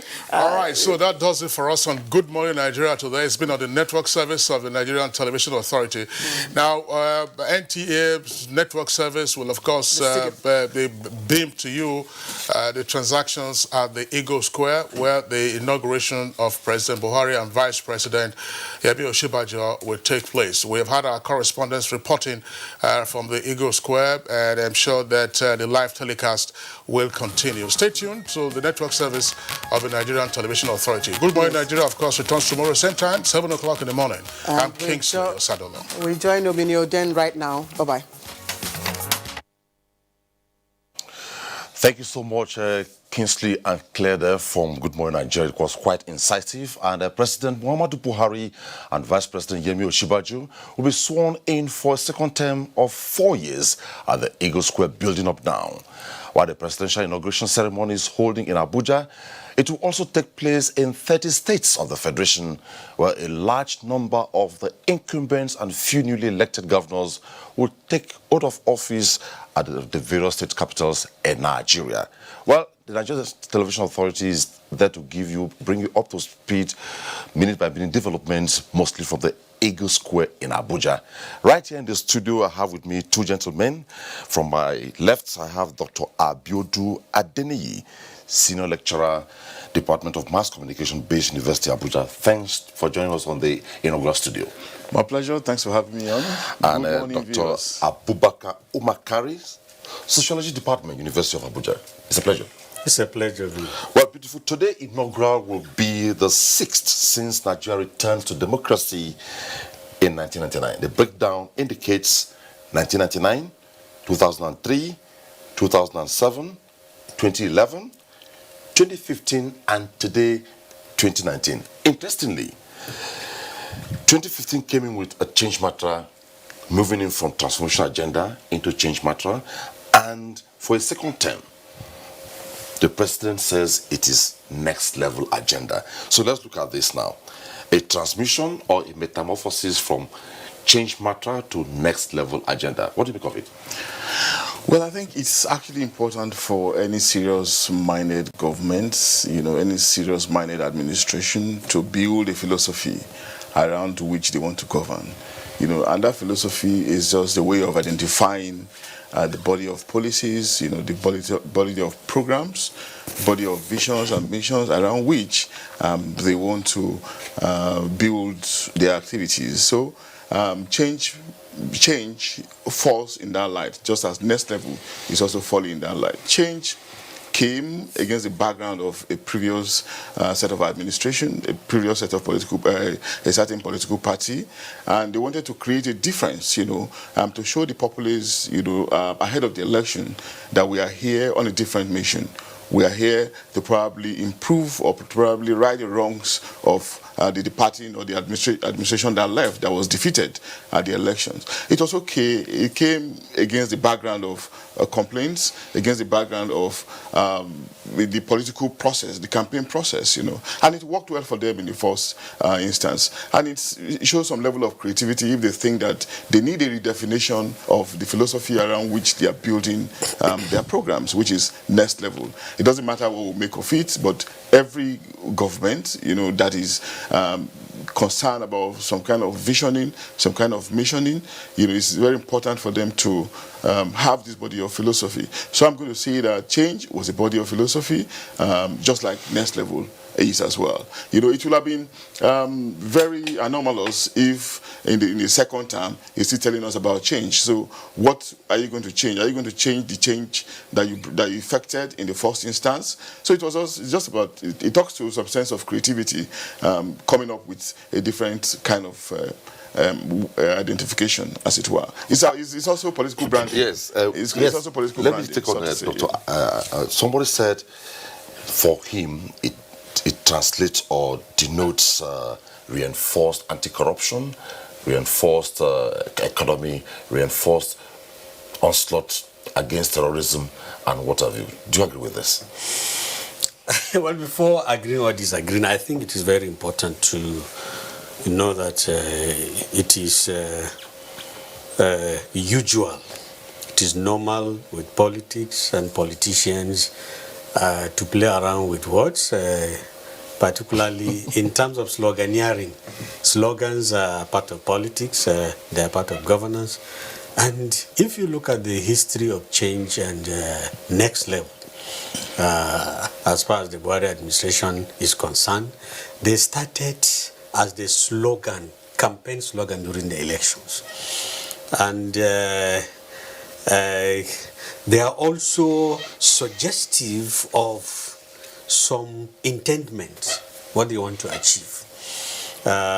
Buhari came on the crest of widespread disenchantment with an existing social order for about 16 years.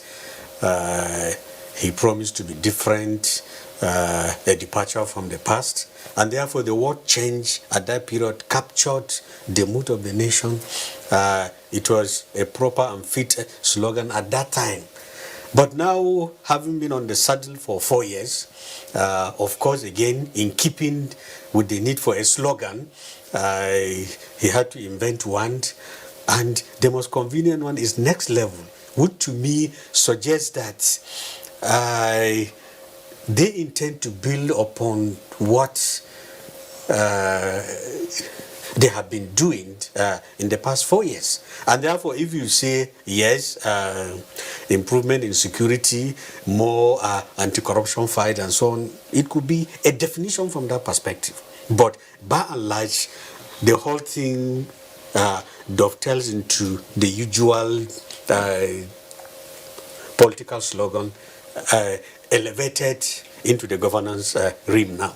Okay. Shortly after he was declared elected for his second term of 4 years, there has been a trend of his public comments. The first was where he said people should expect it maybe on a much stringent note, and I'll take in people of integrity, and also I'll be more inclusive. And surprisingly, a few days ago, he had an interview with my colleague at the State House, and he said that people saw him as a slow person, but this time he won't be as slow as that. What could that mean? I think the president is a lucky man by all means. If you've been elected for a second term of office in any circumstance, in any country, you can be classified as a lucky person, because not too many people, no matter what you think, not too many people get that kind of opportunity. It's an opportunity for him to right the wrongs in his first 4 years. It's an opportunity for him, the last opportunity for him to leave a lasting legacy in the annals of the evolution of this nation's history. And it seems to me, as it were, that he's coming to terms with his realization. He's coming to terms with his mission in history. Okay, with this challenge on his shoulders through the instrumentality of the Nigerian electorate, and of course we do not expect him to do anything less. We expect, like he has said, a much more vibrant second time in office.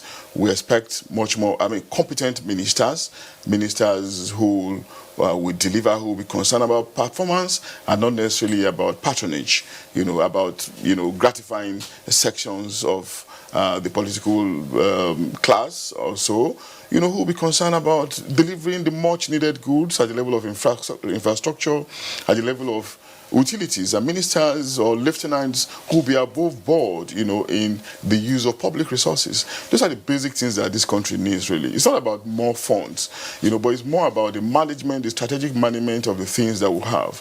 And we've said it several times that it is really salutary for our president to be seen as a man of integrity, as a man of reputation, and as a man who hardly likes luxuration. Hardly will you want to identify him as somebody who is materially inclined, But it is not enough for us to identify this thing always with the president. What about his lieutenants? Something should be done, or there should be a way that his lieutenants, his ministers can also follow suit, so that some of these negative reports we keep hearing about them will disappear, and we'll know that they are all on the same page with the president of the country, who serves as the leadership springboard in actually galvanizing us to the next level that the party is talking about, at the level of what they want to do, at the level of political philosophy. That's my take, really, Omini. One other surprise to Nigerians was a few days to this inaugural, Mr. President signed the 2019 Appropriation Act into law, and expecting that maybe a lot expected maybe he won't do it until after he's been inaugurated.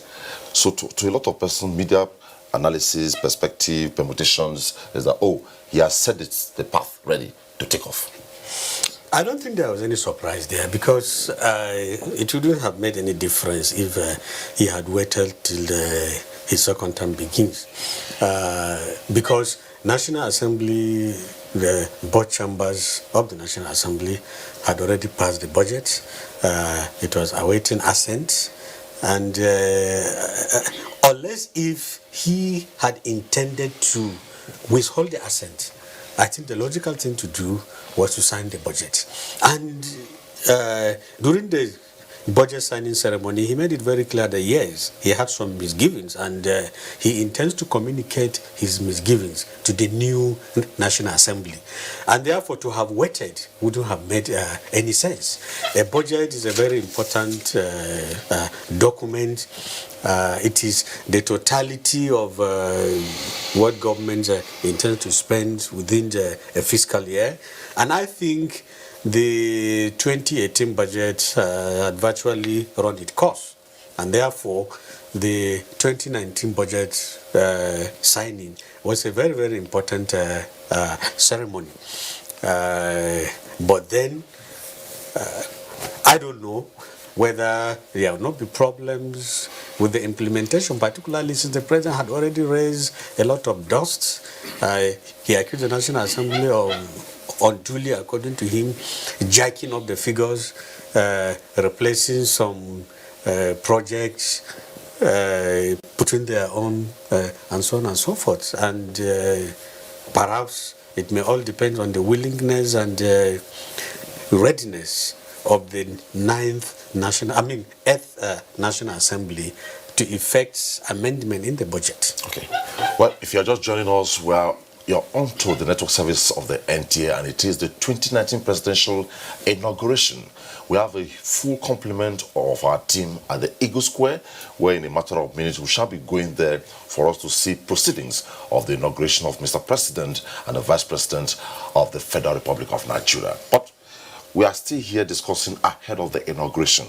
Let's move on. This will be the first departure since 1999, where Democracy Day has officially been recognized for June 12th. Yeah. We used to have the Inauguration Day and Democracy Day, but we are just having the inauguration today, and effective, I think, 6th of June, activities will build up towards Democracy Day.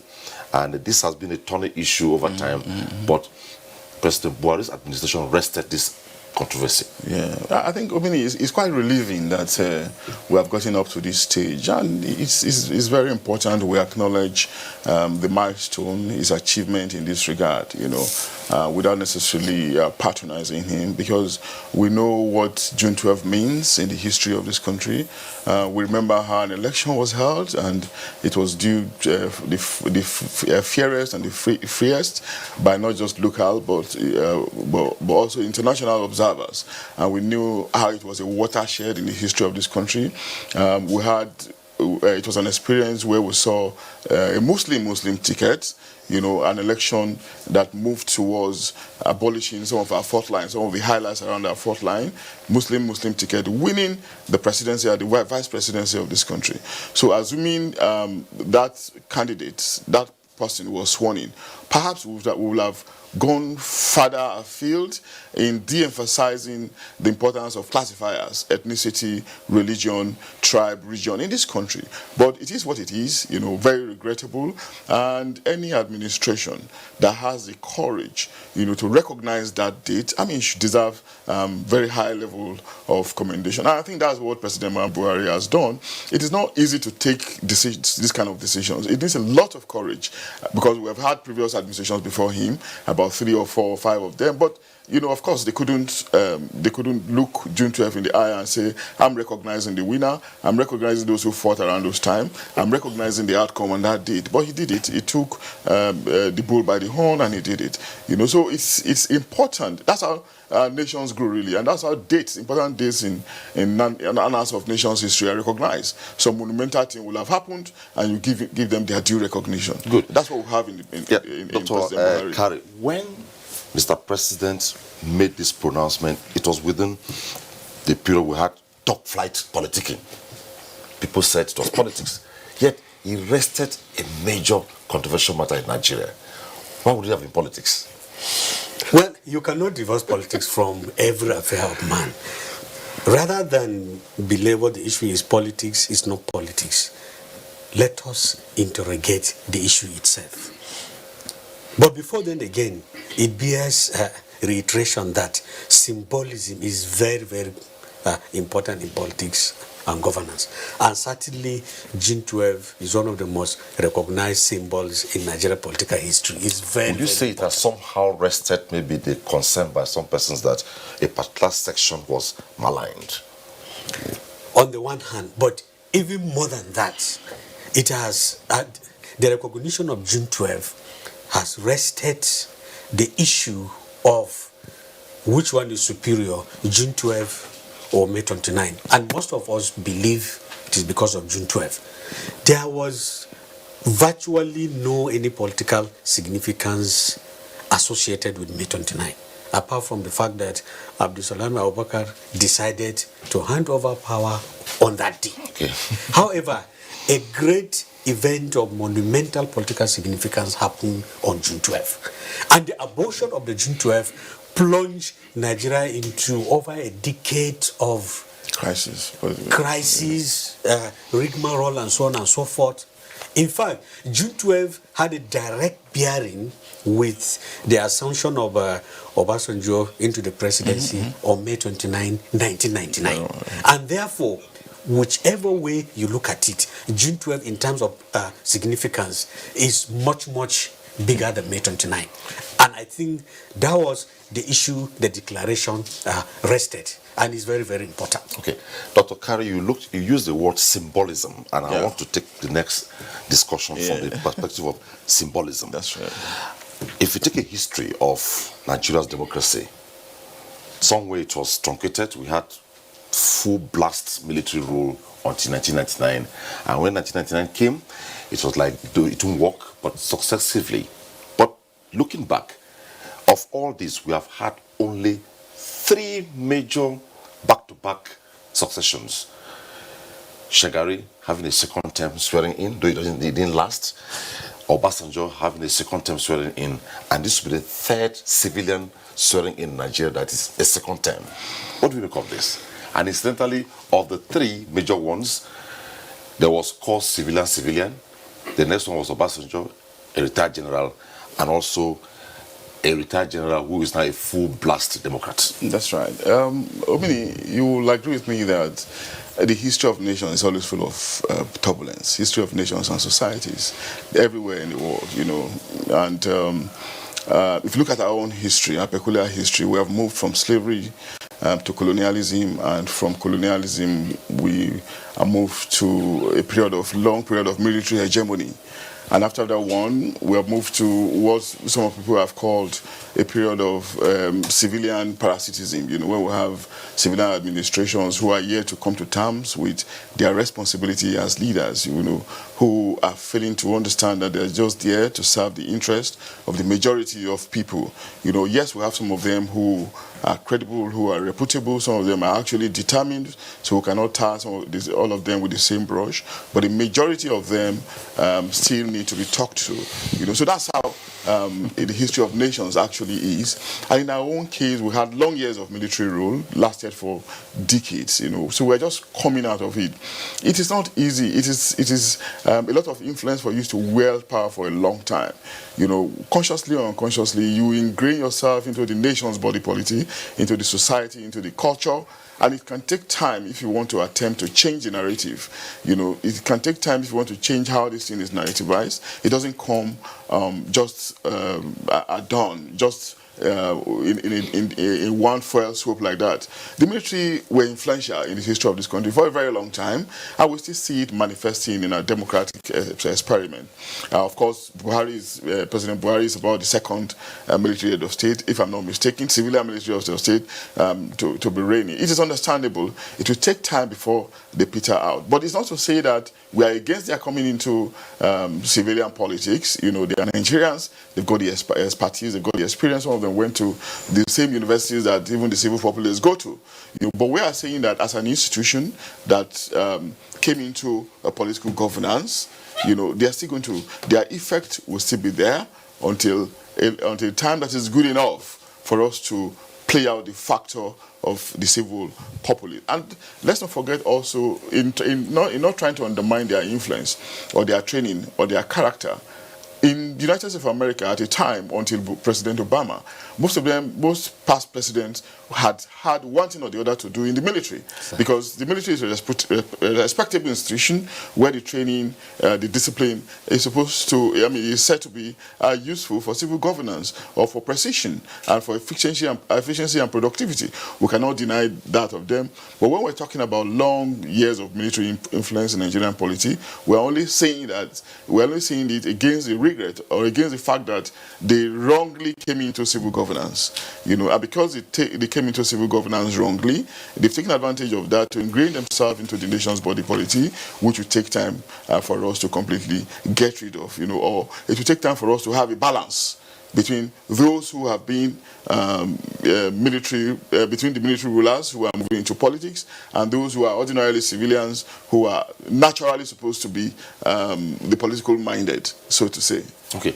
Well, despite the visible or existential problems which we are still grappling with, but with the hope that we'll eventually be a thing of the past, President Buhari is taking a second term where he is the chairman of ECOWAS. He is the champion of anti-corruption by the AU in Africa. He's coming in when Nigeria heads the African Development Bank. He's coming in when Nigeria is the Deputy Secretary General of the United Nations. And he's coming in when Nigeria is most likely, in short, is going to be the president of the 74th session of the United Nations General Assembly.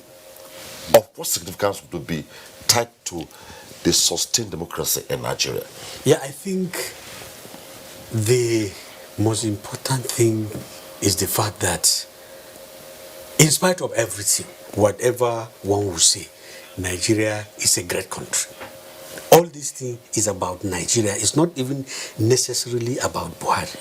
It means that in spite of our disenchantment, our misgivings, our complaints, our daily lamentations and so on, particularly within the Committee of Nations, Nigeria is being taken very seriously. And that because of the stature of the country, the rest of the world are still ready and willing at all times to give us responsibility. Okay. That is one. Second, again, in spite of everything you say about Buhari, particularly within the country, the outside world looks at him as a great leader. This is a very, very significant answer. We'll come back to it. Let's go to Eagle Square now, where it looks a build-up, and Namdi Odipo is standing by to give us an update. Namdi, what's the update? Are we set to go?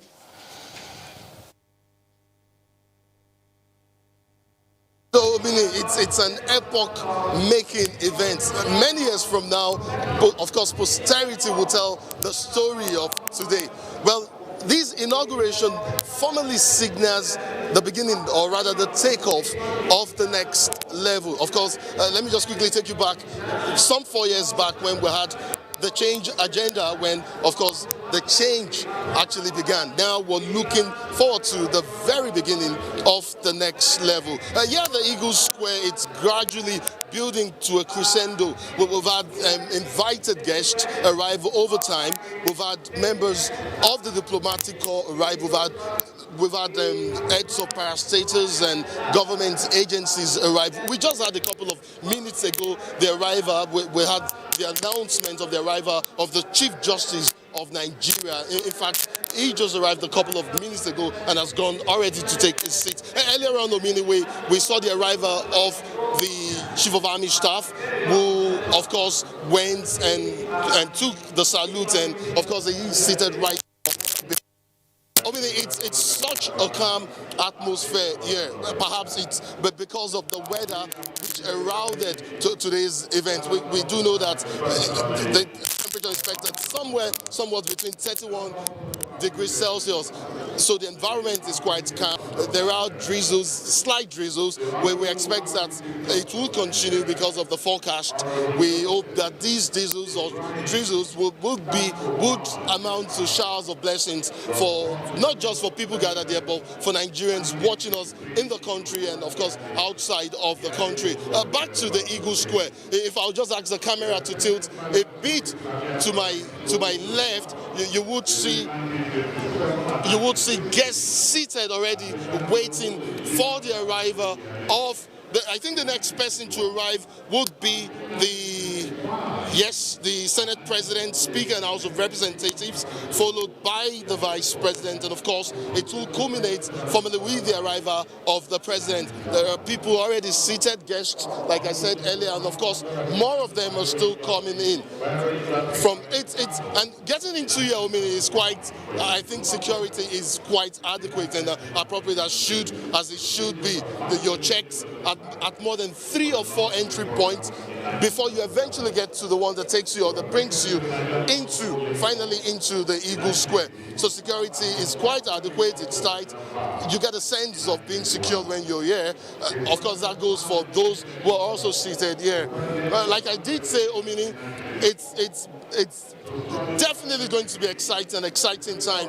Yeah, it promises to be one. It promises to be a very momentous event for those witnessing, those watching us here, and those watching us outside of the country. Of course, we would be bringing you some input from some respondents we would be talking to in the course of this event, and as it progresses, of course, it's back to you, Omini, in the studio. Thank you so much, Nnamdi, for the update. On a day like this, a lot of people say, I'm happy to be part of history. I can imagine those who are privileged to be alive or at about that age, the day Nigeria took independence, 1st October 1960. That's right. And today we have May 29th, 2019. Dr. Abiodun Adeniyi and Dr. Abubakar Umakari, you are part of history today when President Buhari, as a civilian president, came into office for a second term. Before we went to Eagle Square, well, the update shows that in a matter of minutes, we'll go full blast for Nigerians to see what the preparations have all been towards a successful inaugural for Mr. President and Vice President for a second term in office. But quickly, you were concluding on the concern about Nigeria's democracy, Nigeria's strategic position in Africa, the world, and the sustained democracy since 1999. Yeah, as I was saying, in spite of our own misgivings and even skepticism as a people, and irrespective of what you say about him at home, abroad, Buhari is taken very seriously. He's been regarded as someone with impeccable credentials, particularly integrity, clean record, and so on and so forth. And therefore, the international community, whether at the level of West Africa, Africa, or even the world, are always ready to give him responsibility and to recognize him as such. So his own reputation has favorably rubbed off on the country. In addition to the reputation of Nigeria itself as a big, rich country of enormous human and natural resources. And Nigerians all over the world have excelled themselves, and this has also added to the favorable reputation of the country. When you say you are a Nigerian abroad, people look at you twice. If it is in Africa, with envy, and I'm saying this with all sorts of seriousness because I have witnessed it. We are envied. If you say you are a Nigerian outside this country, they look at you as someone who would likely be excellent in some kind of endeavor. So this is why the rest of the world usually do not hesitate to give Nigeria positions and to give Nigerian leaders positions. Some will say when you listen to President Buhari speak, he's so passionate, he's so selfless, but the worry has always been we are yet to maybe have people who are hook, line, and sinker with who he is. Now he's going for a second term. What's your concern? Yeah, very well, really. There's no doubt that he has come with some difference, you know. He has a high level of difference in terms of his attitude towards material prosperity and his attitude towards self-aggrandizement. He's somebody that is less disposed to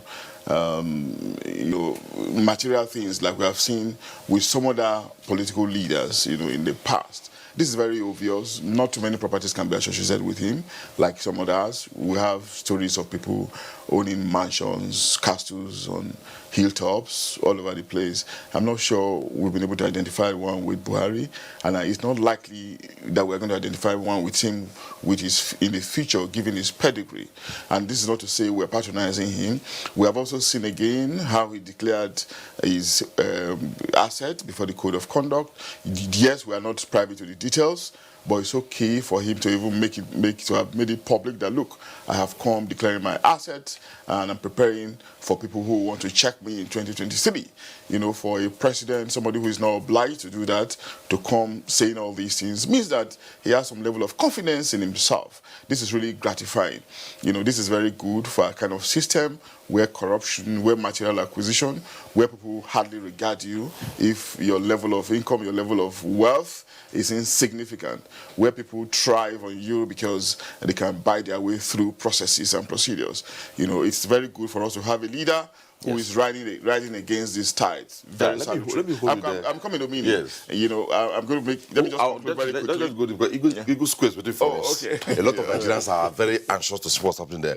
Well, as we can see, Cyril Stoba is standing by, apparently to say we are about to take off at Eagle Square for an update. Hello, Cyril. What's the update?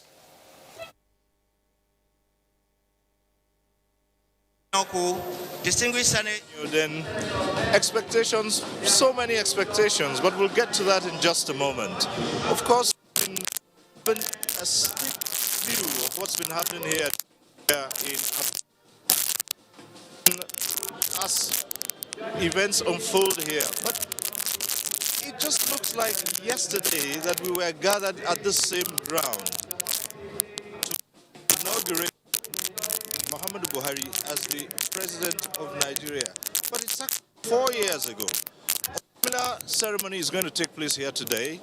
At this time, the same Muhammadu Buhari would be inaugurated as president of the Federal Republic. The difference here, it will be his second term. He'll have another 4-year tenure.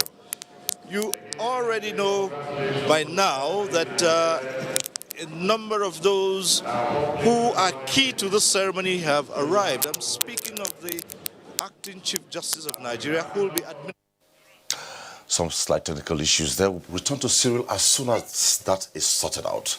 Well, he was just giving us an update there, and I believe the curious ears of the listeners will not want to miss that. Well, back to the studio. We were looking at the personage Buhari. Yeah, I was going to conclude. We are about to conclude on that, yeah. Yes. I was going to say that, yes, he has all these credentials for being a man of integrity, for being reputable.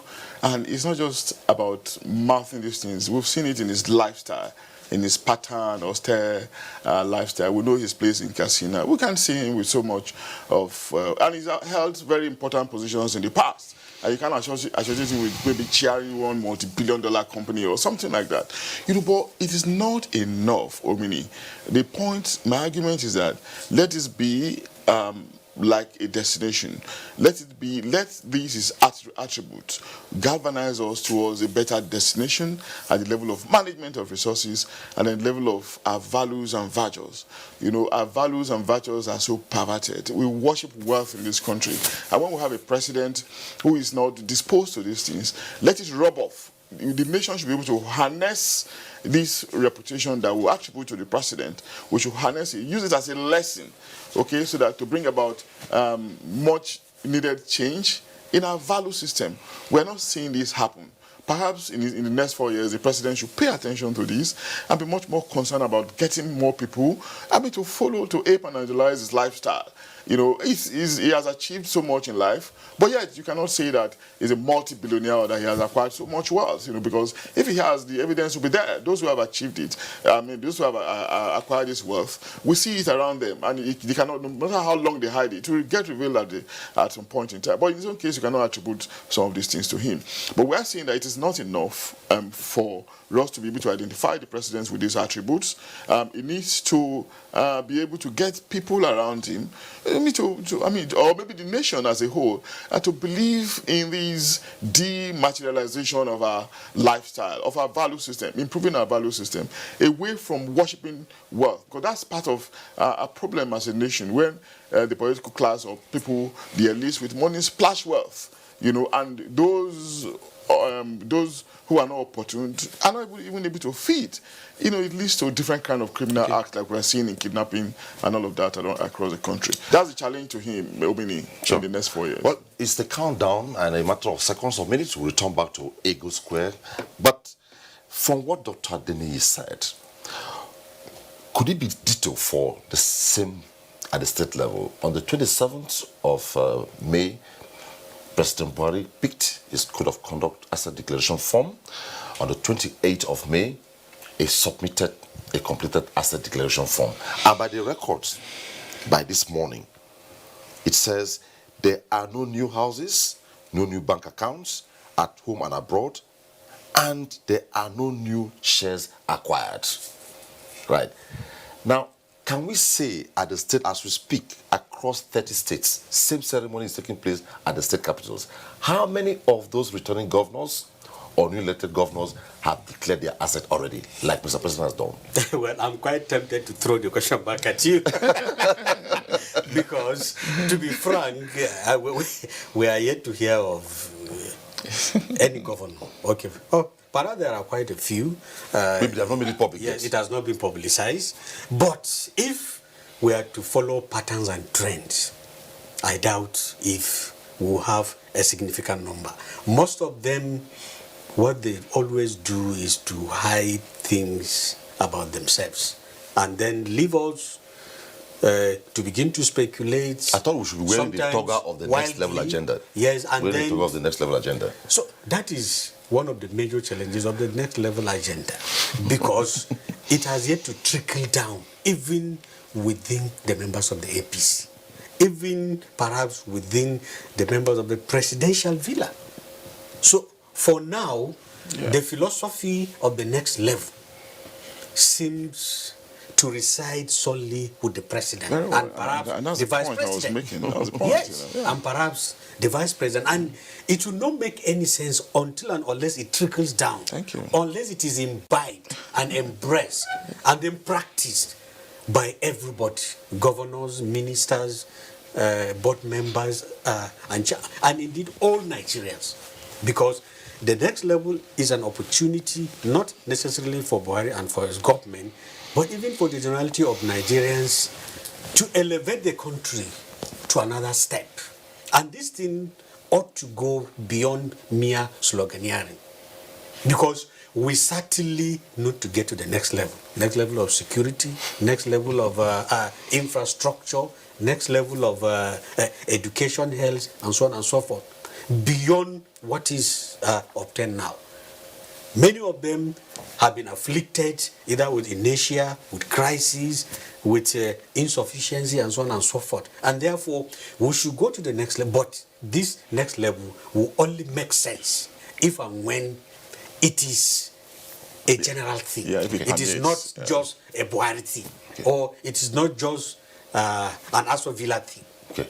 Well, from one indication, we could see that the Senate President and indeed the Speaker of House of Representatives they have arrived Eagle Square, meaning in a matter of minutes, the Vice President will be at Eagle Square, and also the President will be at Eagle Square, and the ceremony will start in full swing. As soon as our team of analysts are ready, we'll get to Eagle Square. But let's move on.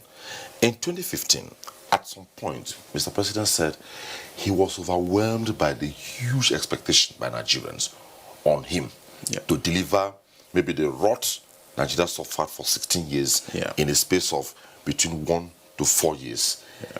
And it was, how will I do it? And now he managed 4 years, moving on to a second term. The expectations are still there. What's your comment?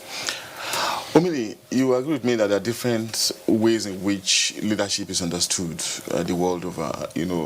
Leadership comes in different shapes and sizes. Some people will tell you that they are revolutionary leadership, they are transformative leadership, they are leaders that just come to comply with procedures, not ready to make any form of change. And leadership, ordinarily, it's not an easy task. Leadership does not require you to be nice. You don't mind whose ox is God when you're taking decision as a leader. You are born to step on toes. You cannot be a complete people pleaser, a crowd pleaser, if you want to be a very good leader. Yeah, he came on with so much expectation, and by the time he started, we saw him moving along some lines. That's initially made him even unpopular. It's a demonstration of his kind of person. Okay, Dr. Denny, let me hold it there. I hear Cyril is back. Okay. And let's get back to Cyril. Hello, Cyril.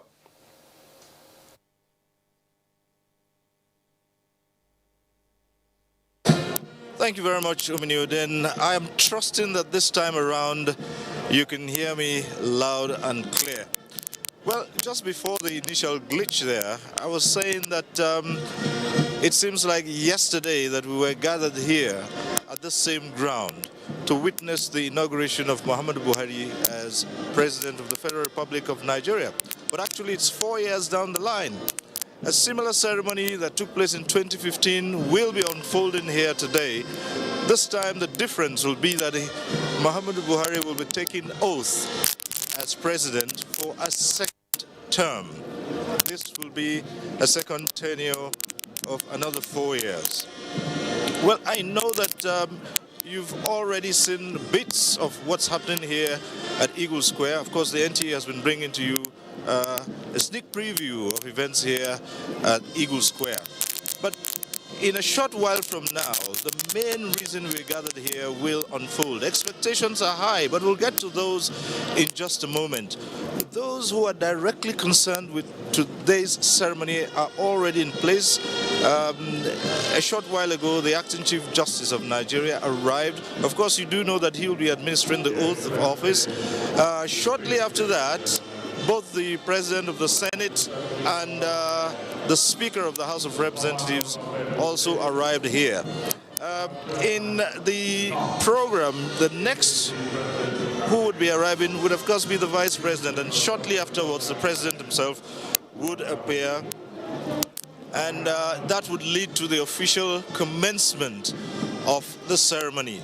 Now, an initial guide we got here showed that at the end of it there'd be an inaugural address, but an updated version, which I still have here, shows that an inaugural address has been expunged. I cannot at this point in time tell you why.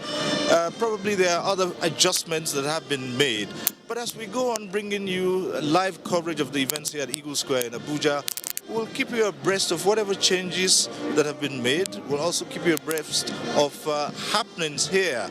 And in doing that, I'll be assisted by a crop of NTA professionals. And I'll be joined in bringing you the exact details of what's happening here by Kene Imagbodike. We'll also be joined by KG Busari Ahmed and also Lami Ali. They make up the team of commentators who will be keeping you abreast of happenings here. But of course, we do know that a greater part of the ceremony here would also display the finest of military traditions, and already the Brigade of Guards has lined up commentators who will make sure that you do not miss any part of that, and will explain the every move that the parade makes here.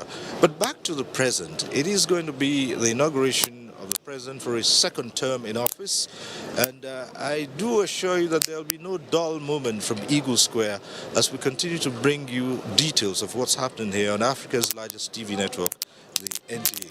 So come along with us as my fellow commentators from this point and you can enjoy the ambience of Eagles.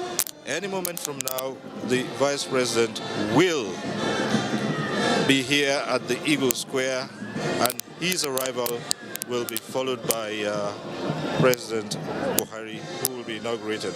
Already, if our microphones can pick the ambience, you can hear from a distance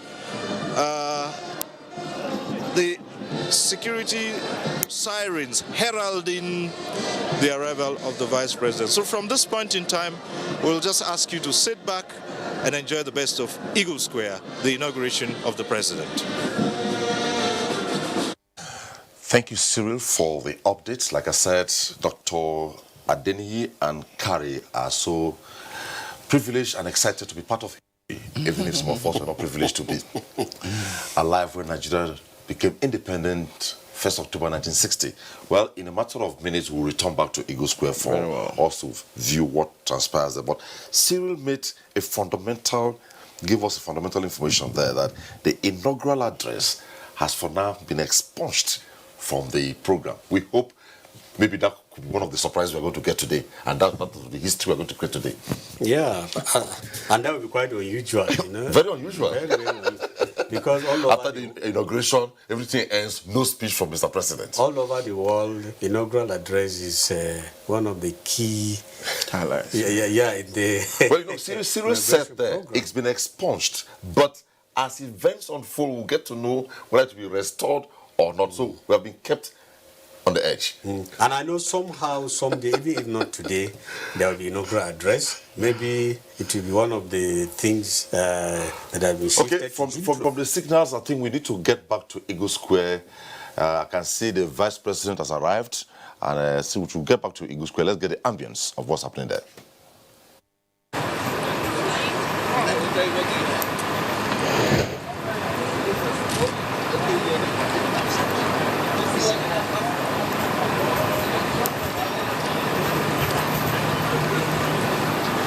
Moment from now, Your Excellencies, distinguished invited guests, ladies and gentlemen, we're expecting the arrival of His Excellency, the Vice President. We can see the Vice Presidential limo inching towards the presidential saluting days.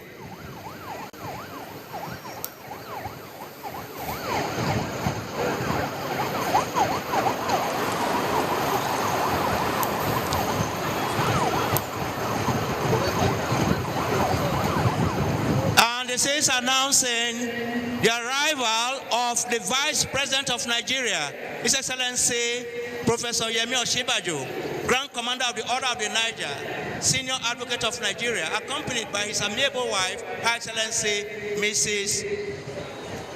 Osinbajo. They've just been received by the Commander Guard Brigade, Mrs. Dolapo Osinbajo. You are welcome, Your Excellencies. Congratulations.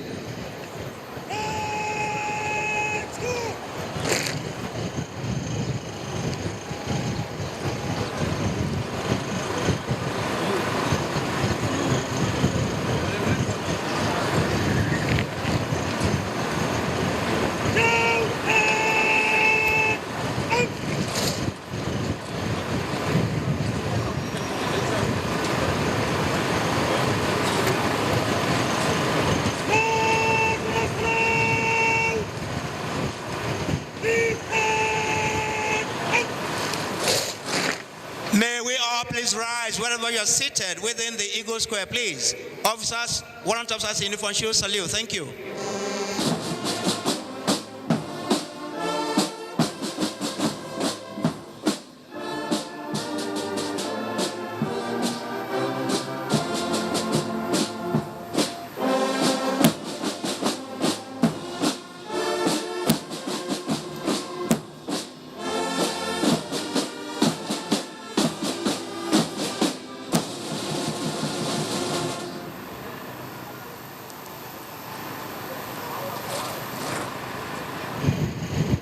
Distinguished guests, may please take your seats. Thank you.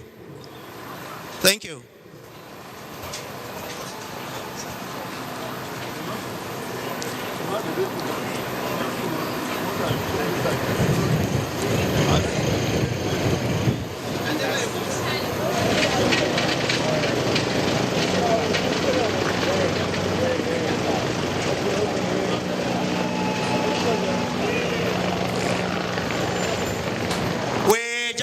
listened a short while ago to the national anthem that heralded the arrival of the Vice President of Nigeria, His Excellency Professor Yemi Osinbajo, Grand Commander of the Order of the Niger, Senior Advocate of Nigeria.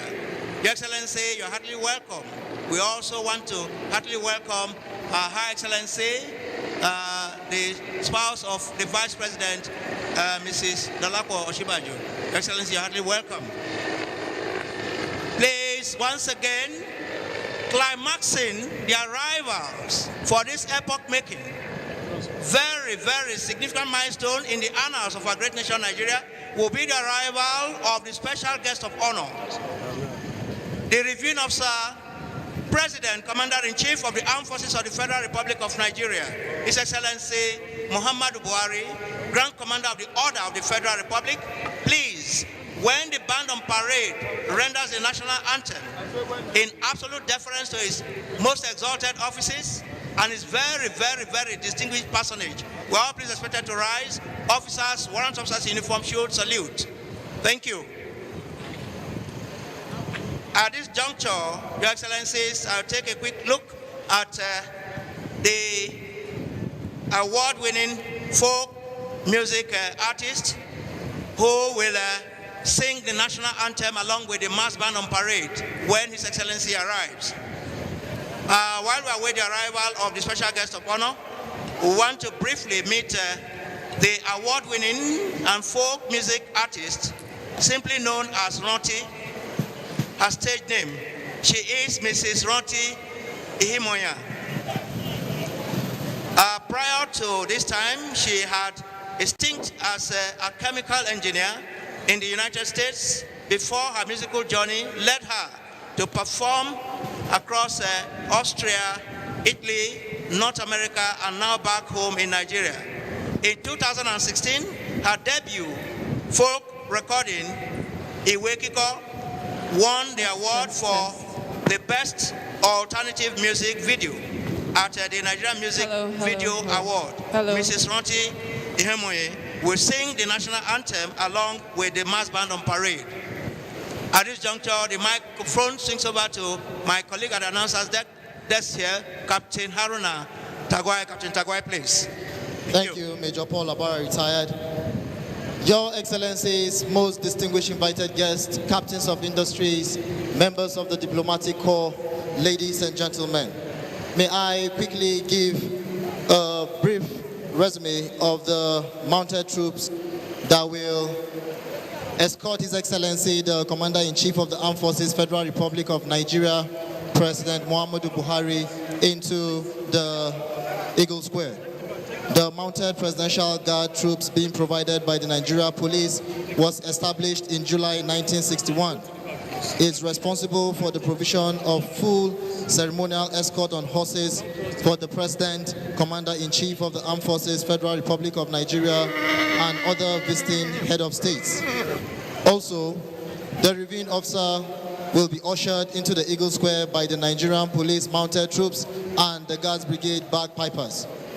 The employment of the bagpipers dates back to 1907 in Scotland, played to honor Her Royal Majesty, the Queen of England. The pipers were introduced into Nigeria by Major General H.M. Desarma, the then Commandant, Nigerian Defense Academy, in 2007. Today on parade, we have the Guards Brigade Bagpipers, which was introduced to Guards Brigade by the then Commander Guards Brigade, Major General B.M. Mungunu, now the National Security Advisor, in 2009, but was commissioned and launched by the former Commander Guards Brigade, Major General M.S. Yusuf, in 2015. Since then, the Guards Brigade Bagpipers have been used during national and presidential ceremonial parades to usher in the President and visiting presidents to Nigeria on state visit. The Guards Brigade Bagpipers, as well as the mass band, is being commanded by Major Raphael Mvene.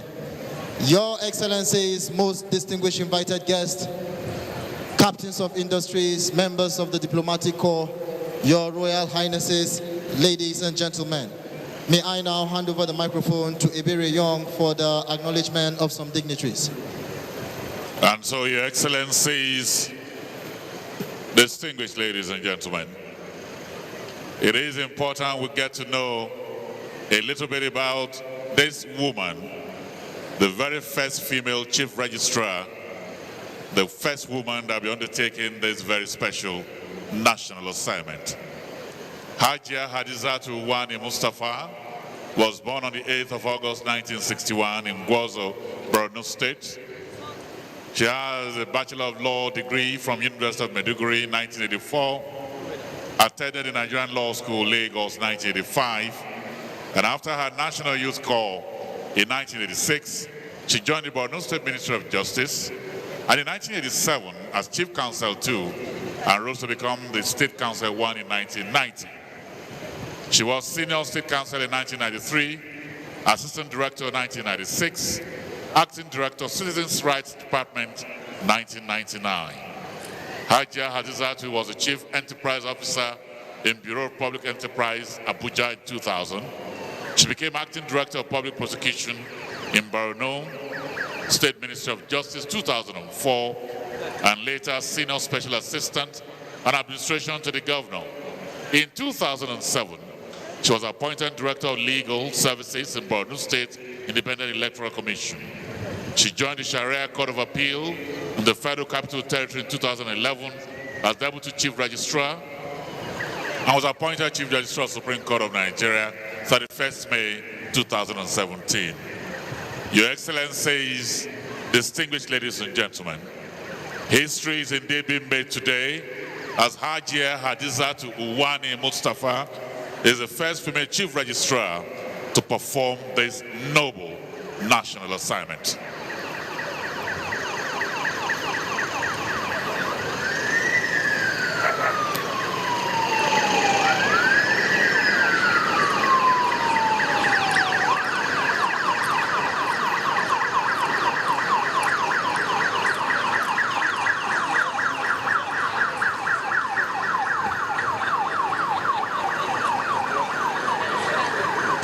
If you don't have anything doing out there, please, can you clear the premise of the presidential, please? Security officers, please, can we please clear the place, please? And cameramen kept off the way, please.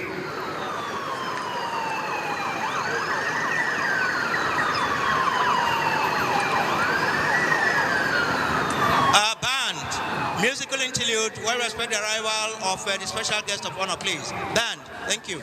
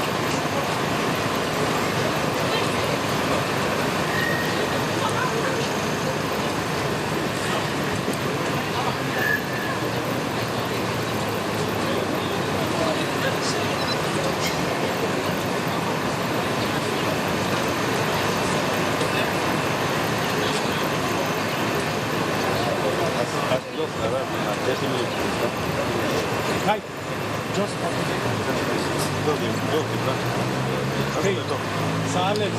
We're just taking off. It's only 20 minutes. By 10:30. Silence. No, there's time everything. Yeah.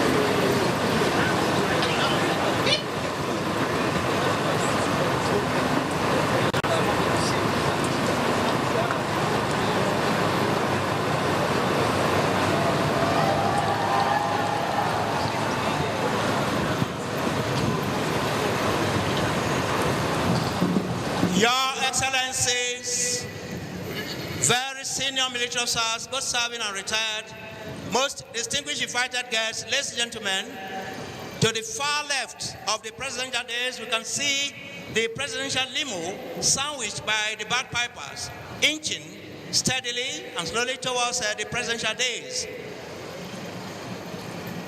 climaxing the arrival of dignitaries for this epoch-making and most significant occasion of the 2019 presidential inauguration ceremony. Please, once again, when we announce the arrival of Mr. President, in absolute deference to his exalted offices and his most distinguished personage, you are all please expected to rise, please. Please, thank you.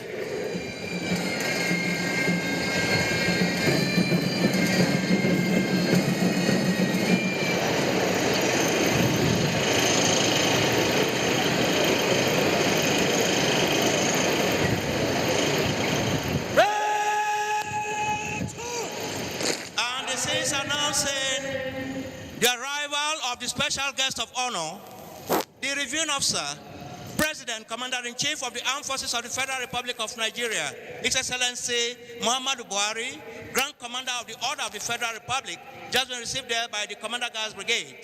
He is accompanied by High Excellency Ajia Muhammadu Buhari. His Excellency exchanges pleasantries with the Vice President, the Senate President, the Speaker House of Representatives, His Honorable Lordship Chief Justice, the Chief of Defense Staff, Chief of Army Staff, Chief of the Air Staff, and the Inspector General of Police, also there, the Chief of the Naval Staff, and of course the Chairman of the Action Progressives Congress. He now moves to the saluting days for the presidential salute, please.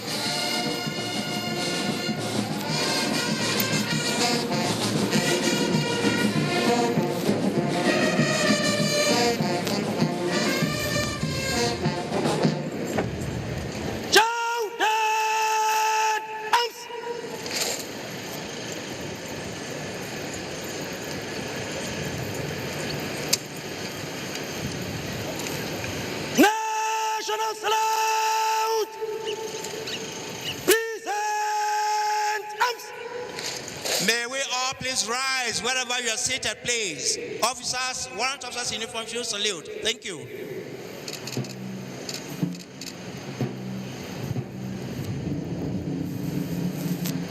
Arise, O compatriots,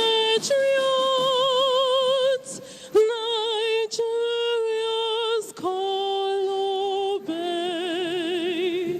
to serve our fatherland with love and strength.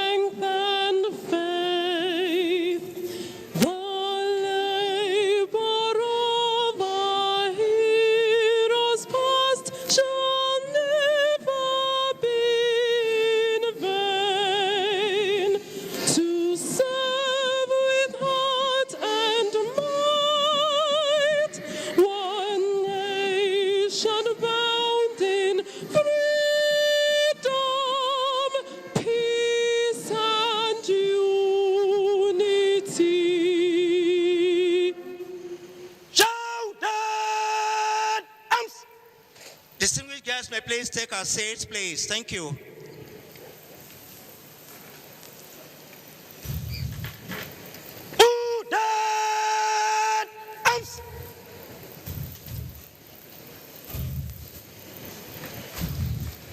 Round of applause for Mr. President, and congratulations.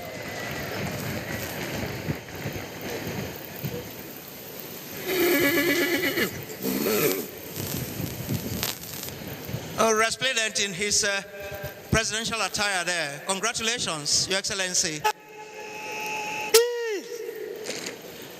We listened a short while ago to the national anthem that heralded the arrival of the special guest of honor, the reviewing officer, President, Commander-in-Chief of the Armed Forces of the Federal Republic of Nigeria, His Excellency Muhammadu Buhari, Grand Commander of the Order of the Federal Republic. Your Excellency, you're heartily welcome, sir. May I, at this juncture, very, very diligently and most respectfully request the Mushid of the National Mosque, Abuja, Professor Shehu Galadanchi, and President, Christian Association of Nigeria, His Eminence, Reverend Dr. Samson Shukwo Ayokole, to please proceed and lead us in prayers. Your Eminence, please. Thank you.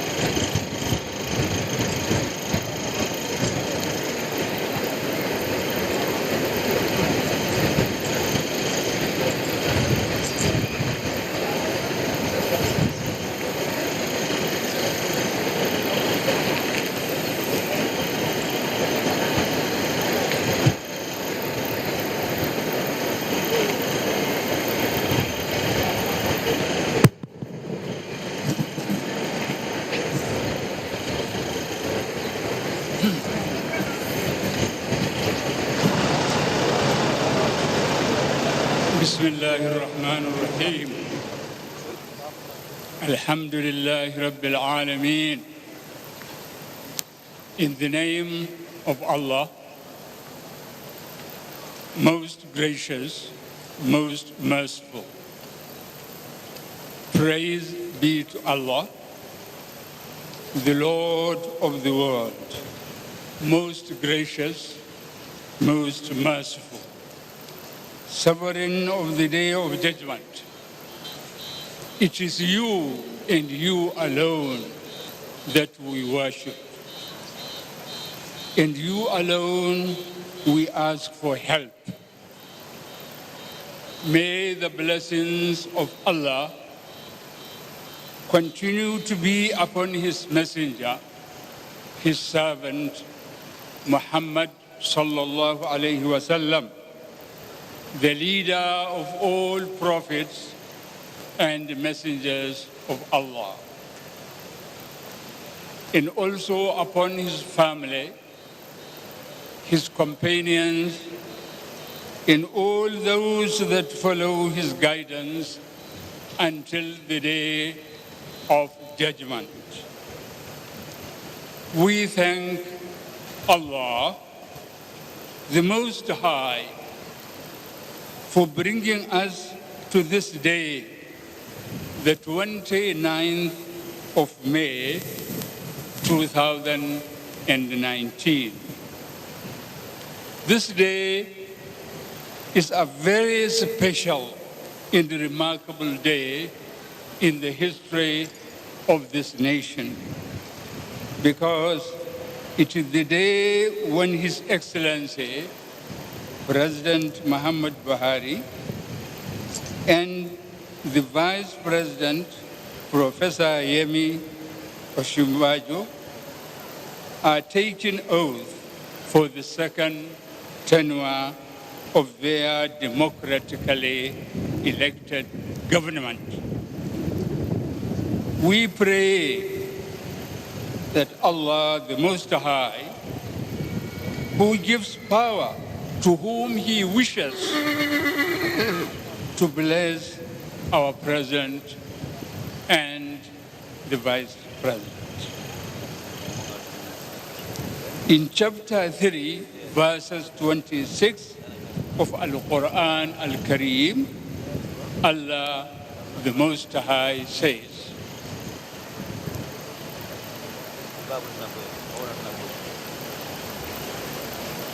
قل اللهم مالك الملك تؤتي الملك من تشاء وتعز من تشاء وتذل من تشاء بيدك الخير إنك على كل شيء قدير.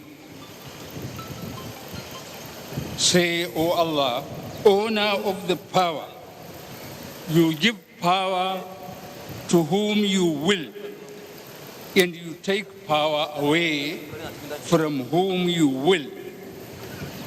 You honor whom you will. You humble whom you will.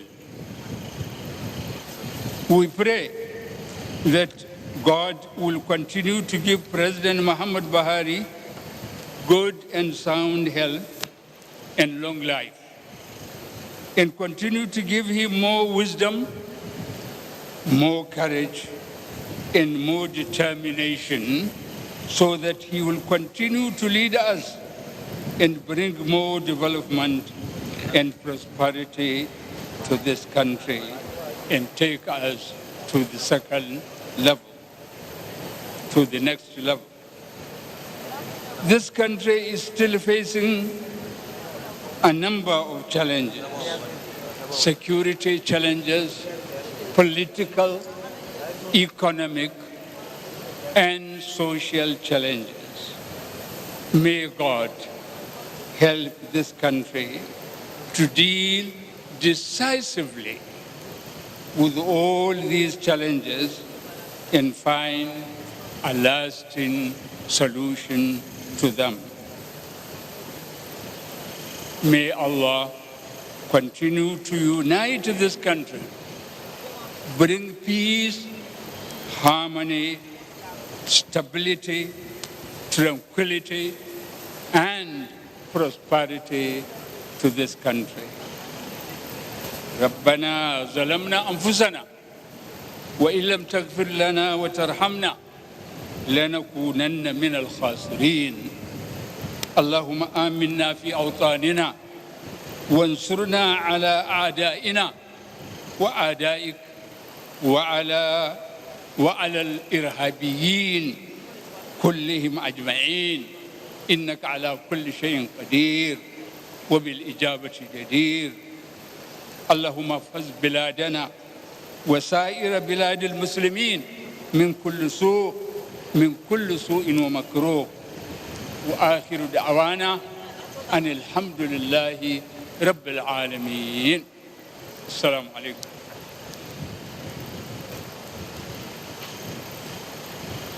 Shall we go to the Lord in prayer?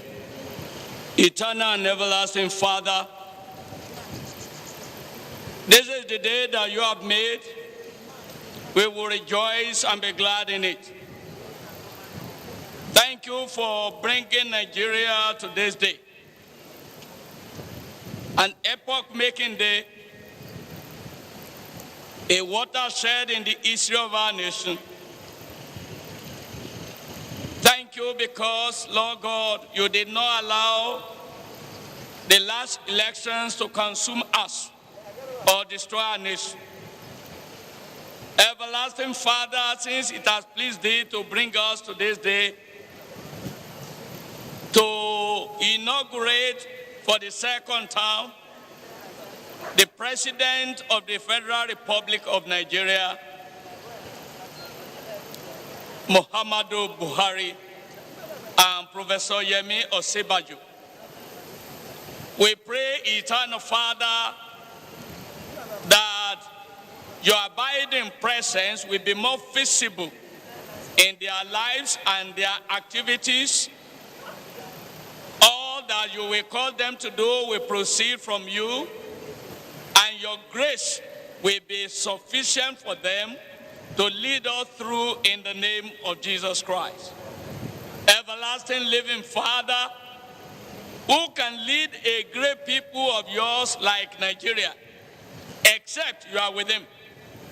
They need extraordinary wisdom that can only come from above. Everlasting Father, I pray that you will release your wisdom in a special way to them and the team that will be working with them, so that, Lord, Nigeria might be able to witness prosperity, tranquility, oh God, and that Nigeria might be the glory of Africa, and not Africa alone, of the nations of the world, in the name of Jesus. I pray, eternal Father, that you will grant them sound health to be able to carry out their duties, that nothing, oh God, might fail in what you are committed to their hands to do, in the mighty name of Jesus Christ. Everlasting Father, there wouldn't be need for leadership if there are no challenges.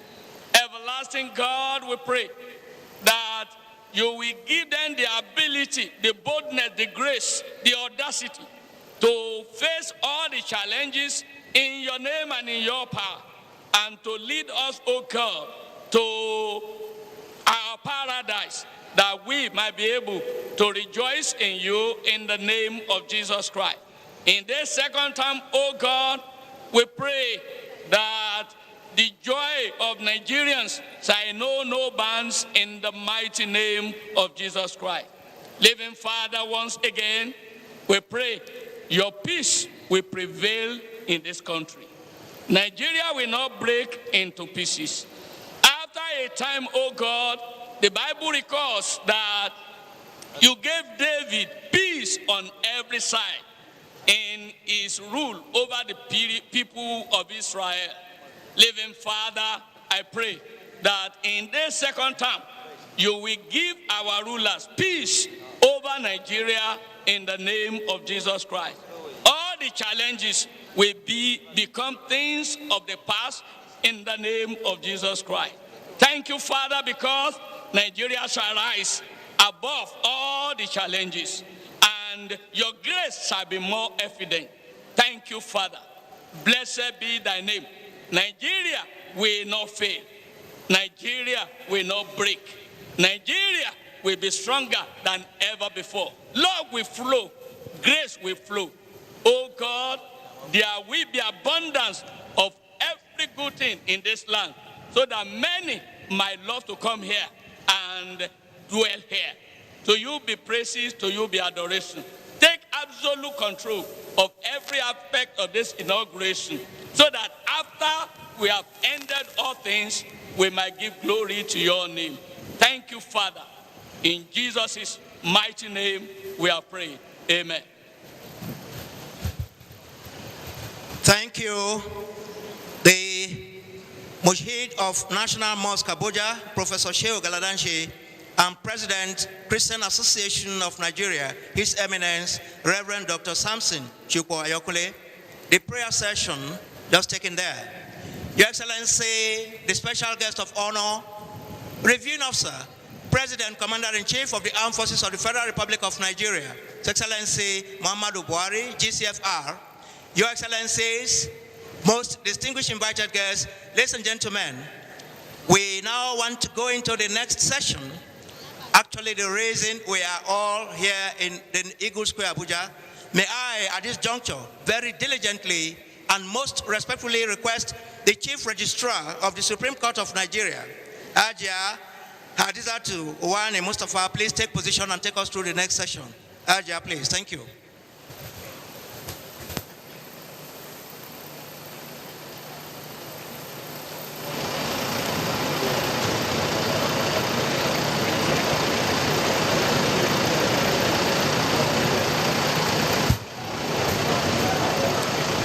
Instructive to note, the first female Chief Registrar, the Supreme Court of Nigeria, taking part in this epoch-making occasion of swearing in of dignitaries.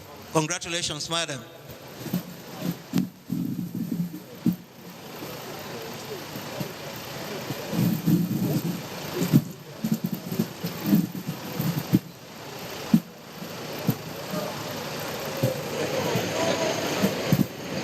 My lords, here present, it is my singular honor and privilege to invite my lord, the Acting Chief Justice of Nigeria, Honorable Justice Ibrahim Tanko Mohammed, CFR, to the podium to perform the most important event of all events on this occasion. My lord, sir, you are welcome.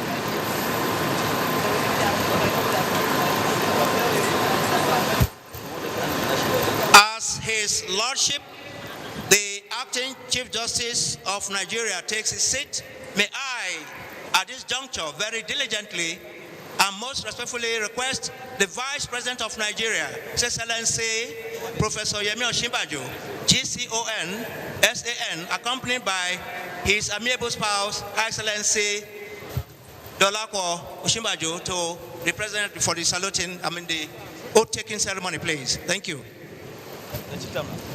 Your hands together for His Excellency the Vice President, please. It's a new dawn.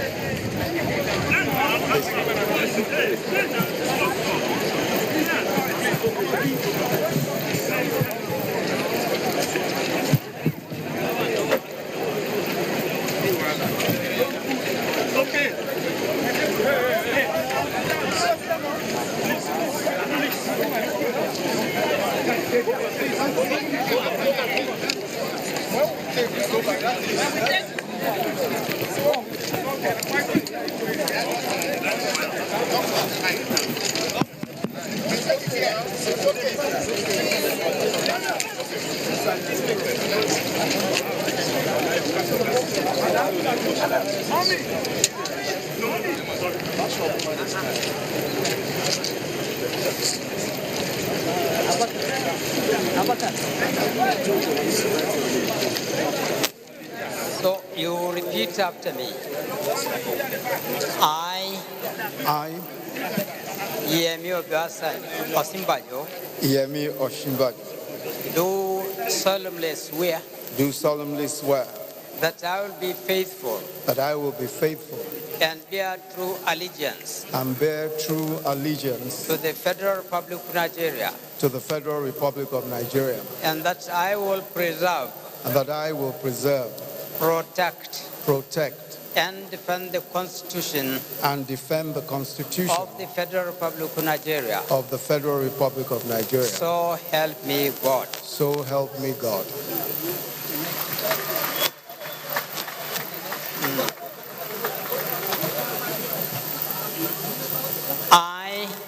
I, Yemi Osinbajo, do solemnly swear that I will be faithful and bear true allegiance to the Federal Republic of Nigeria, that as Vice President of the Federal Republic of Nigeria, I will discharge my duties to the best of my ability, faithfully, faithfully, and in accordance with the Constitution with the Constitution of the Federal Republic of Nigeria and the law, of the Federal Republic of Nigeria and the laws, and always in the interest of the sovereignty, integrity, solidarity, well-being, and the prosperity of the Federal Republic of Nigeria, that I will strive to preserve the fundamental objectives and directives of principles of state policy contained in the Constitution of the Federal Republic of Nigeria,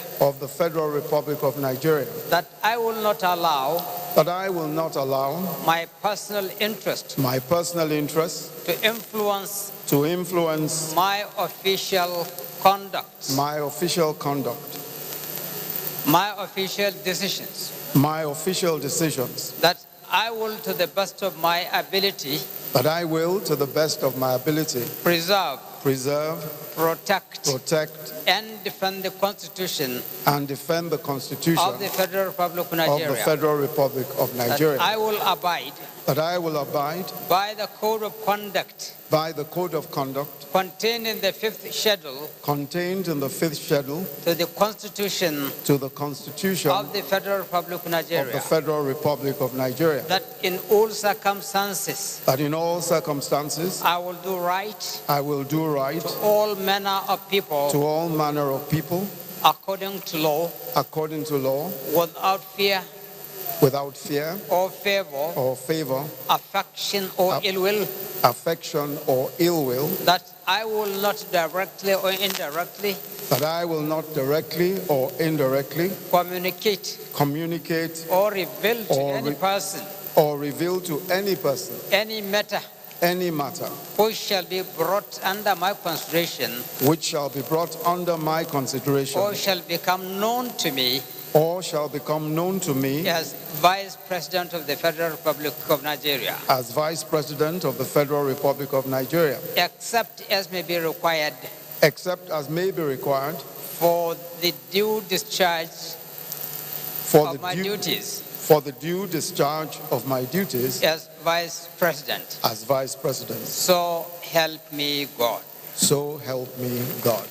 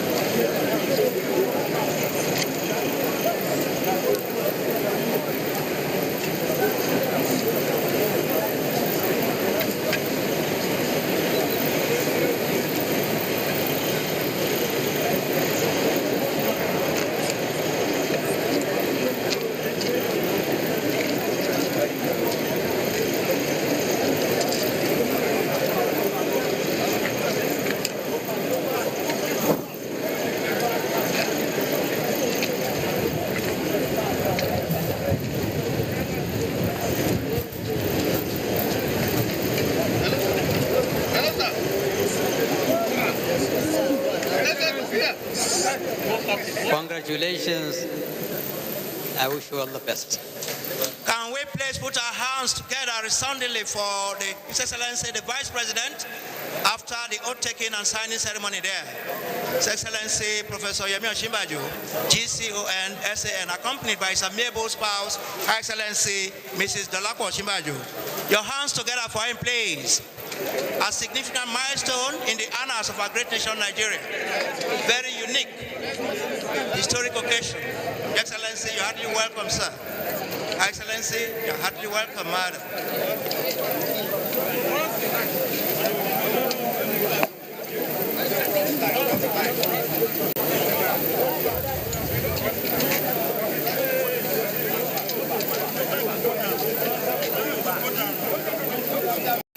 President, Commander-in-Chief of the Armed Forces of the Federal Republic of Nigeria, His Excellency Muhammadu Buhari, Grand Commander of the Order of the Federal Republic, Your Excellencies, most distinguished invited guests, ladies and gentlemen, stepping out to take his turn now is the special guest of honor, President Commander-in-Chief of the Armed Forces of the Federal Republic of Nigeria, His Excellency Muhammadu Buhari, GCFR. Please, your hands together as he moves to the presidential days for the oath-taking and swearing ceremony. Being accompanied by his amiable, functionally demonstrated there, accompanied by his spouse, Her Excellency Ajia Muhammadu Buhari. Please, cameramen, can you please allow, let's have some caution there, please, some decency, please, I beg you, please. Thank you.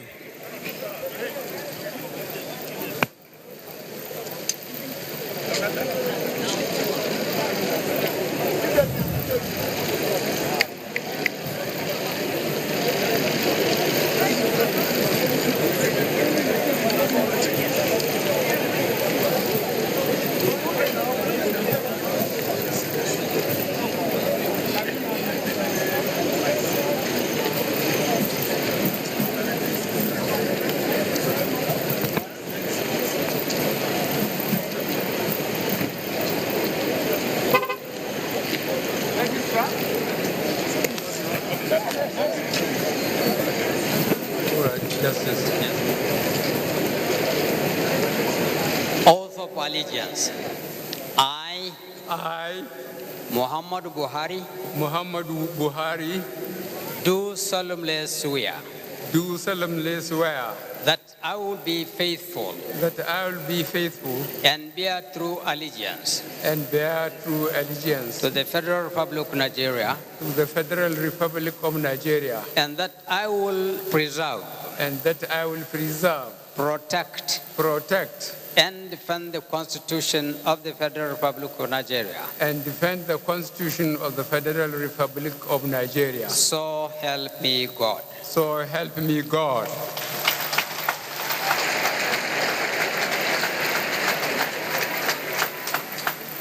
Oath of office of President. I, Muhammadu Buhari, do solemnly swear. That I will be faithful. And bear true allegiance. To the Federal Republic of Nigeria. That as President of the Federal Republic of Nigeria. I will discharge my duties. To the best of my ability. Faithfully.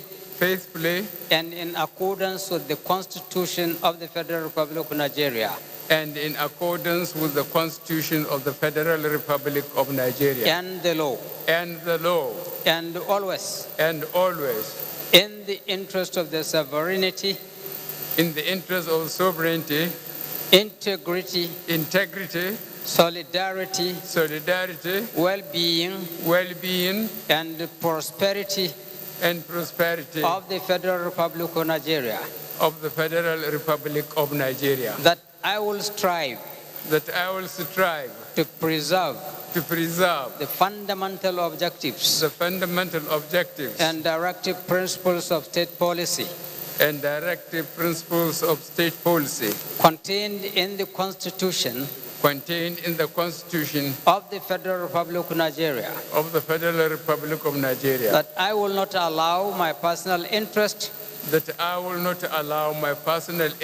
to influence my official conduct or my official decisions, that I will, to the best of my ability, preserve, protect, and defend the Constitution of the Federal Republic of Nigeria. That I will abide by the code of conduct contained in the fifth schedule to the Constitution of the Federal Republic of Nigeria.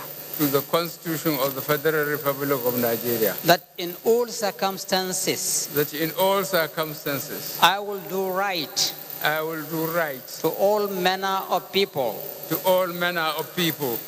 according to law, without fear or favor, affection or ill will. That I will not directly or indirectly communicate or reveal to any person any matter which shall be brought under my consideration or shall become known to me as President of the Federal Republic of Nigeria, except as may be required for due discharge of my duties as President. So help me God. So help me God.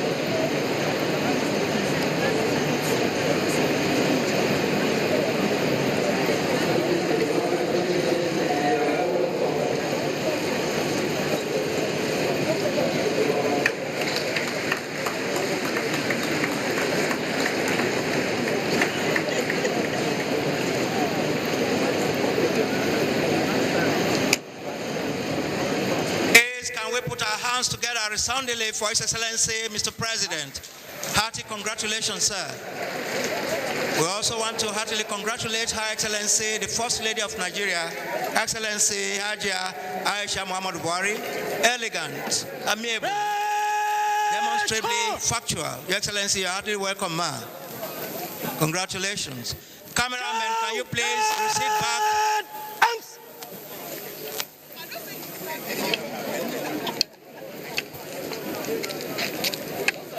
May I, at this juncture, pass the microphone to my colleague at the announcer's box, Captain Haruna Tagwai. Captain Tagwai, please. Thank you. Outward! Turn!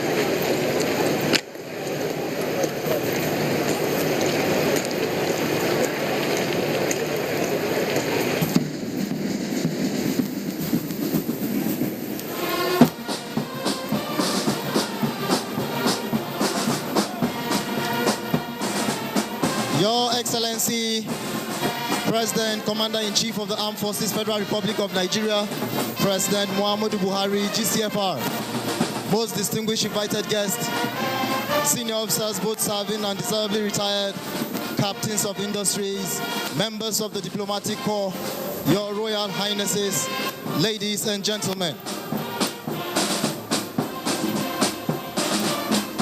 What we shall be witnessing next is the lowering of the national and defense flags, which is symbolic, signifying the end of our dispensation.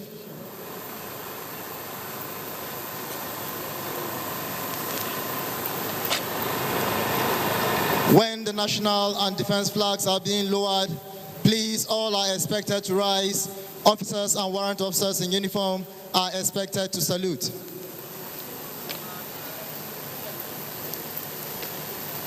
National salute! Present arms! Shall we please rise for the ceremonial sunset?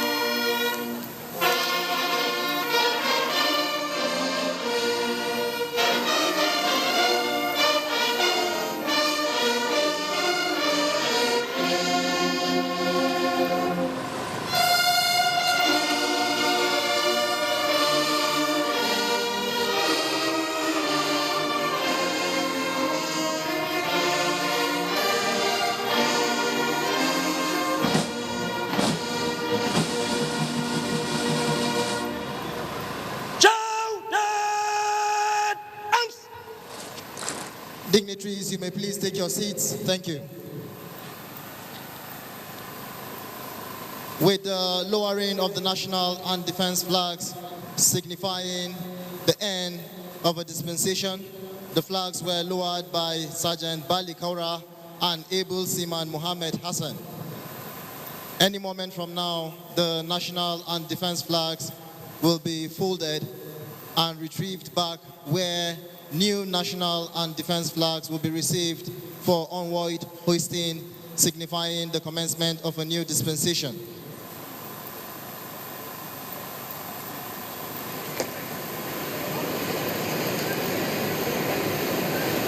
Flags being folded there by Sergeant Mohammed Gidado Usman of the Nigerian Air Force and Sergeant Ahmed Mohammed of the Nigerian Army, all in commemoration of the presidential inauguration and swearing-in ceremony of His Excellency, the Commander-in-Chief of the Armed Forces, Federal Republic of Nigeria, President Muhammadu Buhari, Grand Commander of the Order of the Federal Republic, and His Vice, His Excellency, Professor Yemi Osinbajo, Senior Advocate of Nigeria, Grand Commander of the Order of the Niger.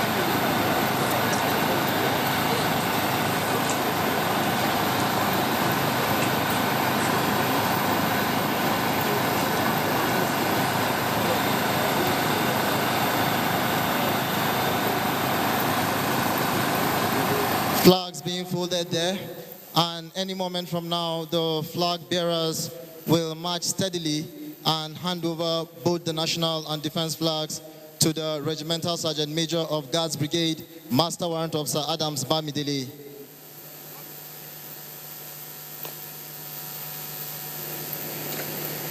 Marching steadily there are the flag bearers, marching to hand over the national and defense flags to the Regimental Sergeant Major, where the flags will be cased, and in turn, the Regimental Sergeant Major will march and hand over both the national and defense flags to the Commander Guards Brigade, Brigadier General Umar Tama Musa.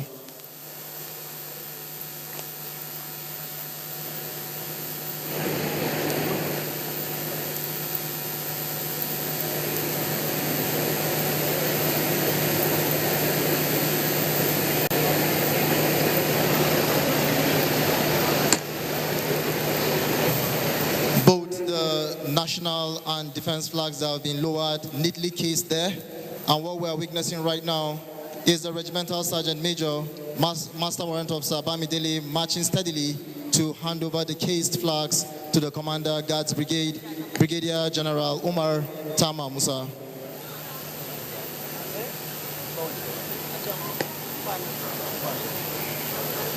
And in turn, the Commander Guards Brigade will march and hand over the lowered flags to the Chief of Defense Staff, General Abayomi Gabriel Olonishakin. Flags being handed over there.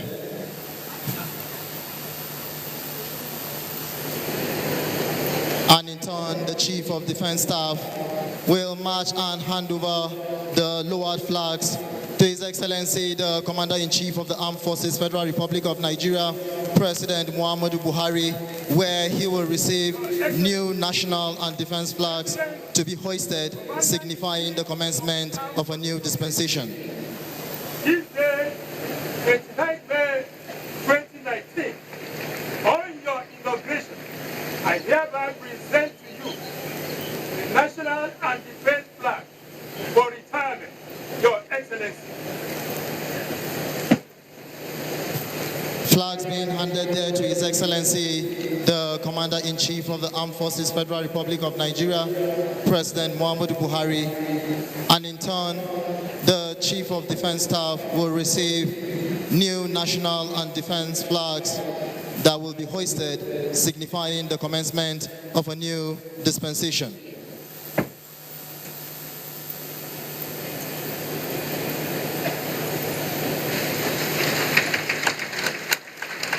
Flags being received there by the Chief of Defense Staff from His Excellency, who in turn is marching back to hand over the national and defense flags that have been received from His Excellency to the Commander Guards Brigade.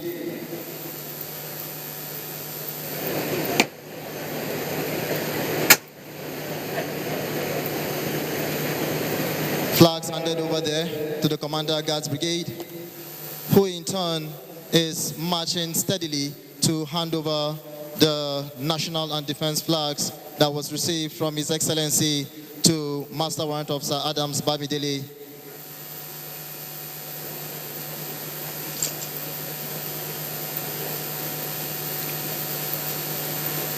Flags received there from the Commander Guards Brigade, and what we are witnessing right now is the Regimental Sergeant Major about to hand over the national and defense flags to the flag bearers for onward hoisting, signifying the commencement of a new dispensation. Please, when the flags are being hoisted, all are expected to rise. Officers in uniform and master warrant officers are expected to salute. Immediately after the hoisting of the flags, there will be the 21-gun salute. Please do not panic at the sound of the artillery volleys when being sounded during the 21-gun salute.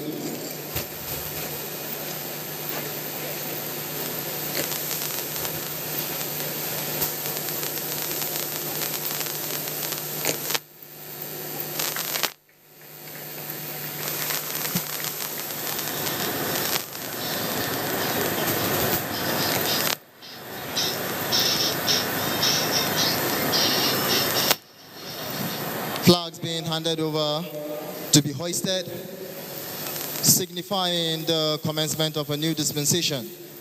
And immediately after the flags are being hoisted, there will be the 21-gun salute. Please do not panic when the sound of the artillery volleys are being heard.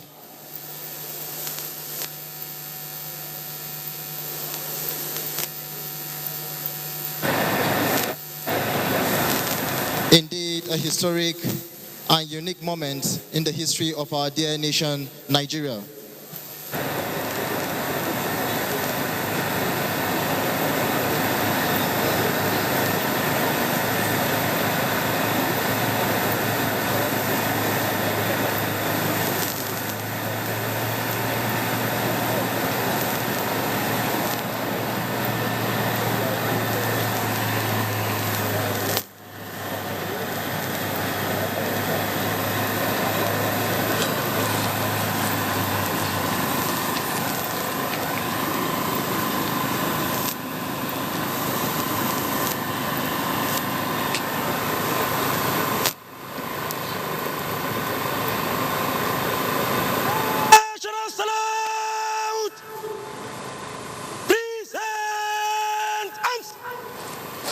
Please, shall we all rise?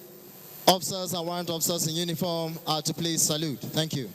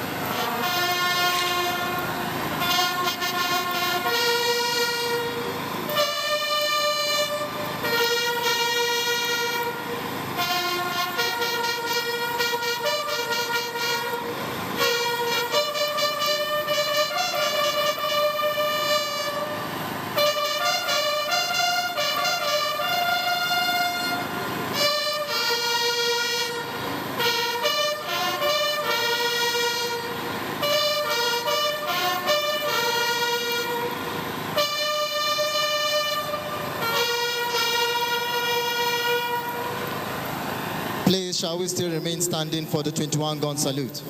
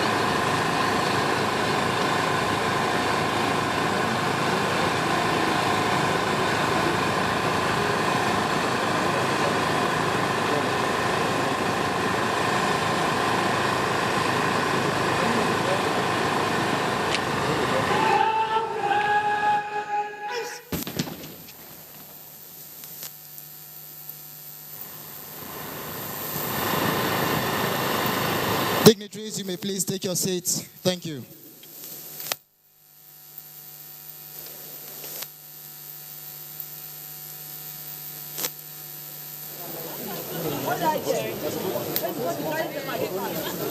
May I, at this moment, hand over the microphone to Major Paul Abar, retired, for further proceedings. Thank you very much, Captain Haruna Timothy Tagwai. After the ceremonial lowering and hoisting of the national and defense flags, signifying the end and the beginning of a new dispensation, and the 21-gun salute, the mass band and parade, and the guards on parade will take position properly, preparatory to going into the next segment of this very auspicious and historic, unique occasion of the 2019 presidential inauguration ceremony.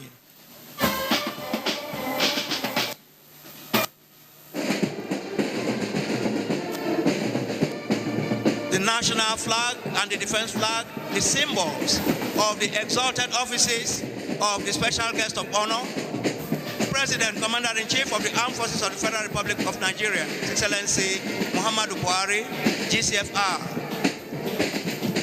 A new start, a new beginning. Hearty congratulations.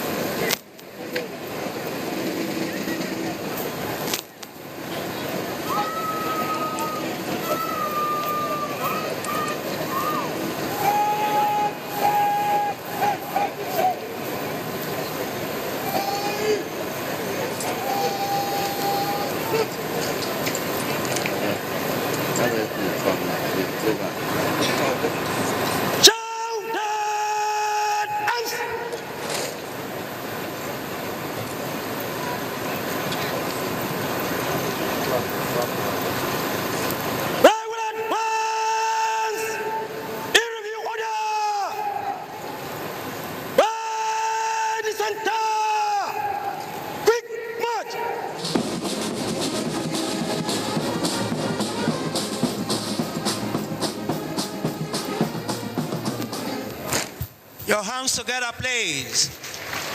The parade has advanced in review order. Synchronization of the mass band on parade and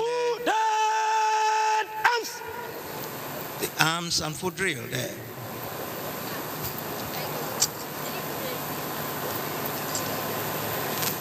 The parade commander at this juncture, Lieutenant Colonel M.S. Daruda, now marches forward on the horseback to give the essence of today's ceremony to His Excellency Mr. President, the officers and guards on parade, and to very diligently and most respectfully request Mr. President to inspect the officers and guards on parade.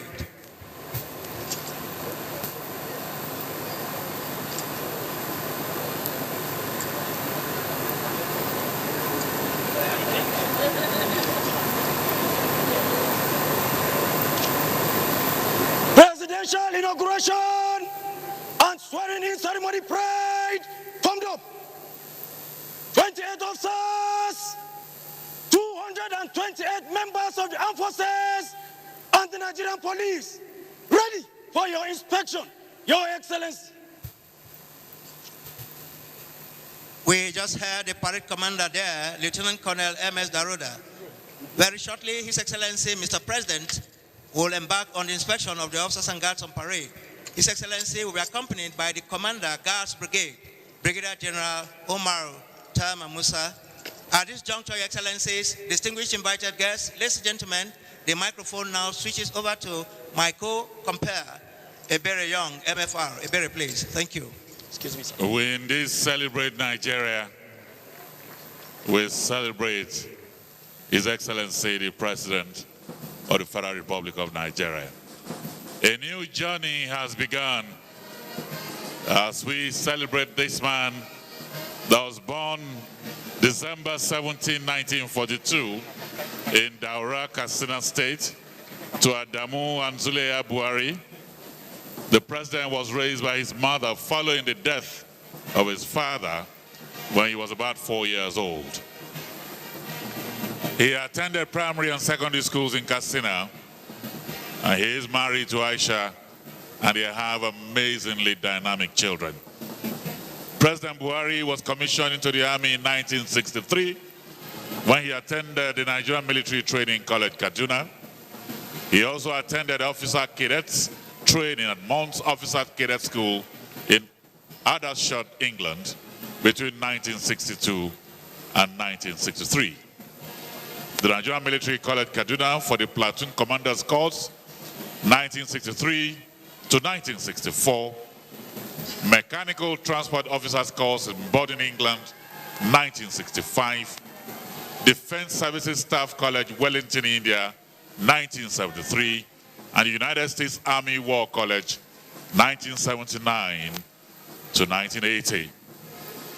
As a highly regarded officer, President Buhari held several key command and staff as well as political appointments during his illustrious military career, which includes military secretary, member Supreme Military Council, military governor of the northeastern states, Federal Commissioner of Petroleum Resources, Chairman, Nigerian National Petroleum Corporation, Joint Officer commanding 2nd and 4th Infantry Division, and Joint Officer commanding 3rd Armored Division.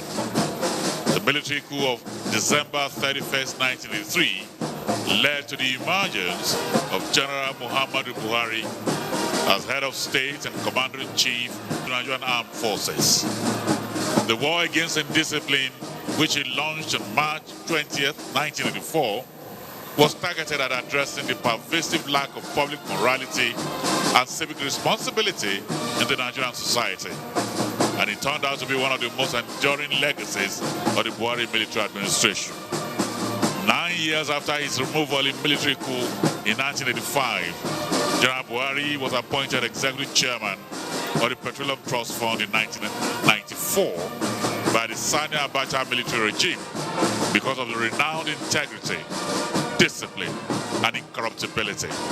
The PTF under General Buhari provided key infrastructural development projects across the country for 4.5 years. So, driven by a profound sense of patriotism and commitment commitment to national service, General Buhari joined politics in 2003, following Nigeria's return to a democratic dispensation in 1999. He contested 3 presidential elections in 2003, 2007, and 2011 under the auspices of the All Nigeria People's Party and the Congress for Progressive Change, but lost to the presidential candidate of the ruling People's Democratic Party. Undeterred by the electoral setbacks, General Buhari forged a strong alliance with other opposition political parties who coalesced into the All Progressive Congress, APC, in 2013. It was this new party, the APC, much stronger in terms of resources and support base, as well as having a pan-Nigerian appeal, that provided the platform upon which General Buhari contested the 2015 presidential election. The perception of most Nigerians about the character of General Buhari greatly influenced the outcome of the 2015 elections. Over the years, General Buhari had caught the image of an incorruptible leader and spawned several past opportunities to enrich himself. His campaign slogan of change was widely embraced by Nigerians who longed for a new direction after 16 years of PDP rule at the national level. General Buhari therefore won a popular victory in the presidential elections of March 28, 2015, and was sworn into office as President, Commander-in-Chief of the Armed Forces, Federal Republic of Nigeria, May 29, 2015. Your Excellencies, distinguished ladies and gentlemen, our President is on a journey of a next level. He's the holder of the highest national honor of Nigeria, the Grand Commander of the Federal Republic, GCFR, in addition to several other military honors. We celebrate our President, we celebrate Nigeria. Major Abara, back to you.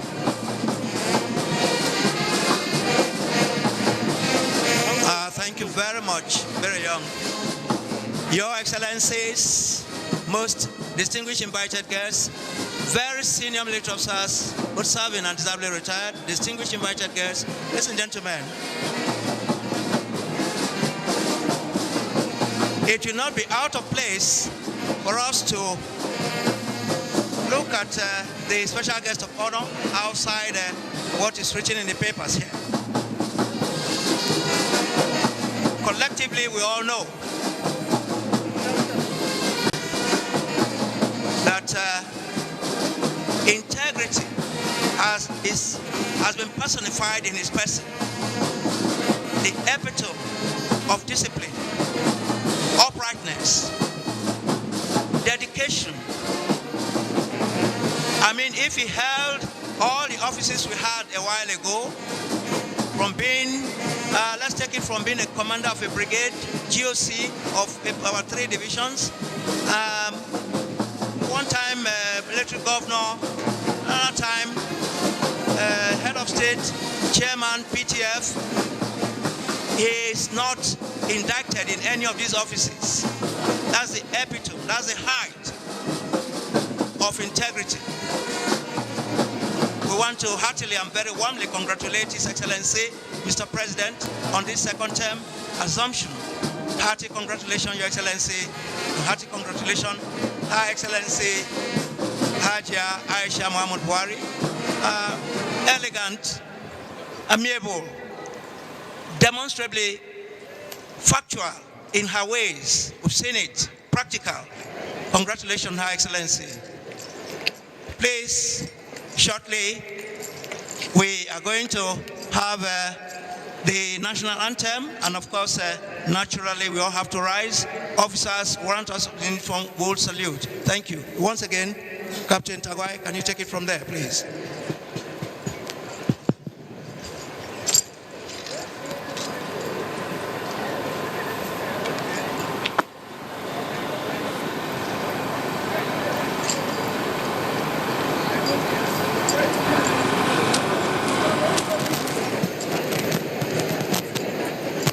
Your Excellencies, most distinguished invited guests, senior officers, both serving and deservedly retired, captains of industries, members of the diplomatic corps, Your Royal Highnesses, ladies and gentlemen, gradually we are coming to the end of this epoch-making event.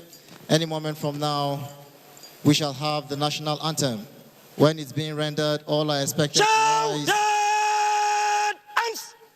Officers and warrant officers in uniform are expected to salute.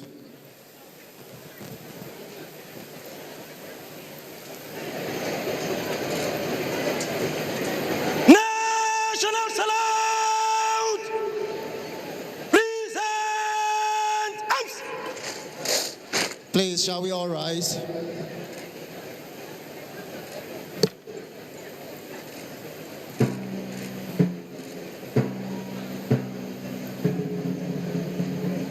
Arise, O compatriots,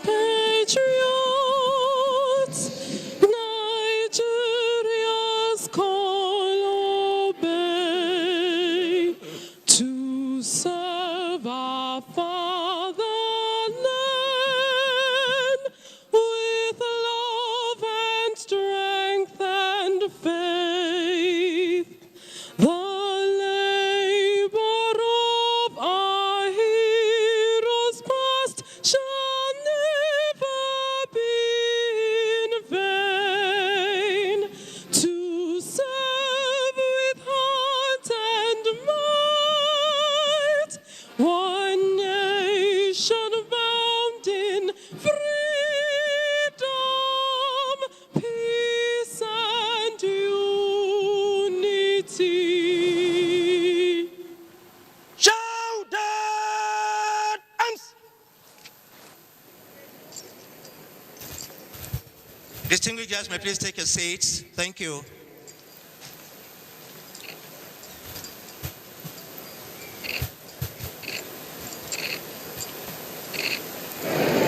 The parade commander, Lieutenant Colonel MS Daruda, now marches forward to seek the presidential permission of Mr. President to march of the colors and the rest of the parade, bringing us to the end of this very significant milestone in the annals of our country, Nigeria. May I have your permission to march off the colors and the rest of the parade, Your Excellency.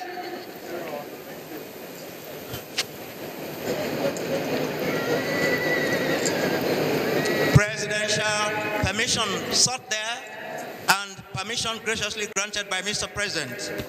At this juncture, Your Excellencies, we've come to the end of this epoch-making ceremony.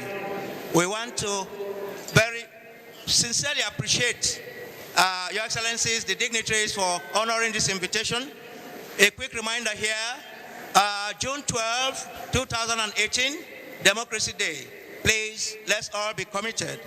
So on behalf of the Secretary General, the Secretary to the Government of the Federation and Chairman of the National Planning Committee of the 2019 Presidential Inauguration Ceremony, Mr. Boss Mustafa, we want to say thank you once again, and God bless as you return to your respective destinations. God bless you, Excellencies. Thank you. Your announcers have been Ebere Young, MFR, my colleague, Captain Haruna Timothy Tagwai, the Assistant Director of Public Relations, Guards Brigade, and yours sincerely, Major Paul S. Abara, a retired officer formerly of the Directorate of Army Public Relations. Thank you and God bless until we meet again June 12 by His grace. Thank you.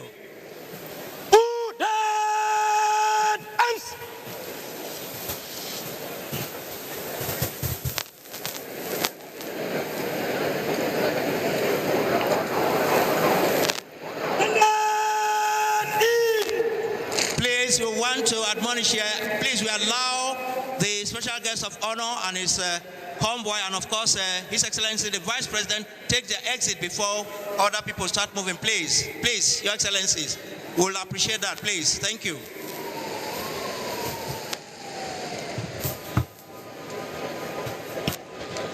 And as they take their exits, let me join my voice with that of Major Abara to say thank you to all of you for making Nigeria proud today. The journey has begun.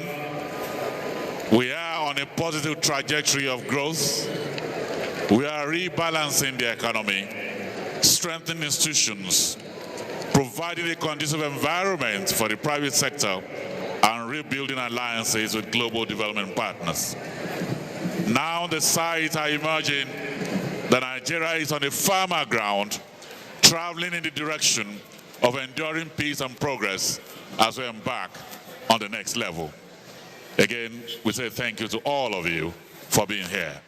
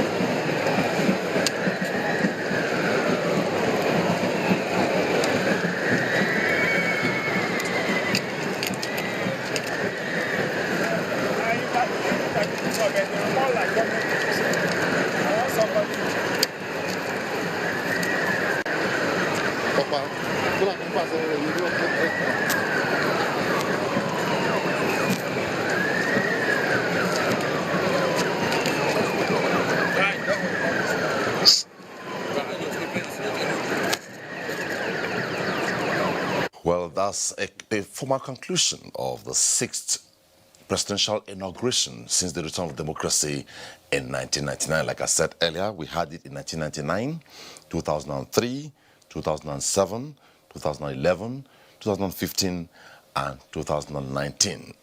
Now we look forward to the 6th inaugural.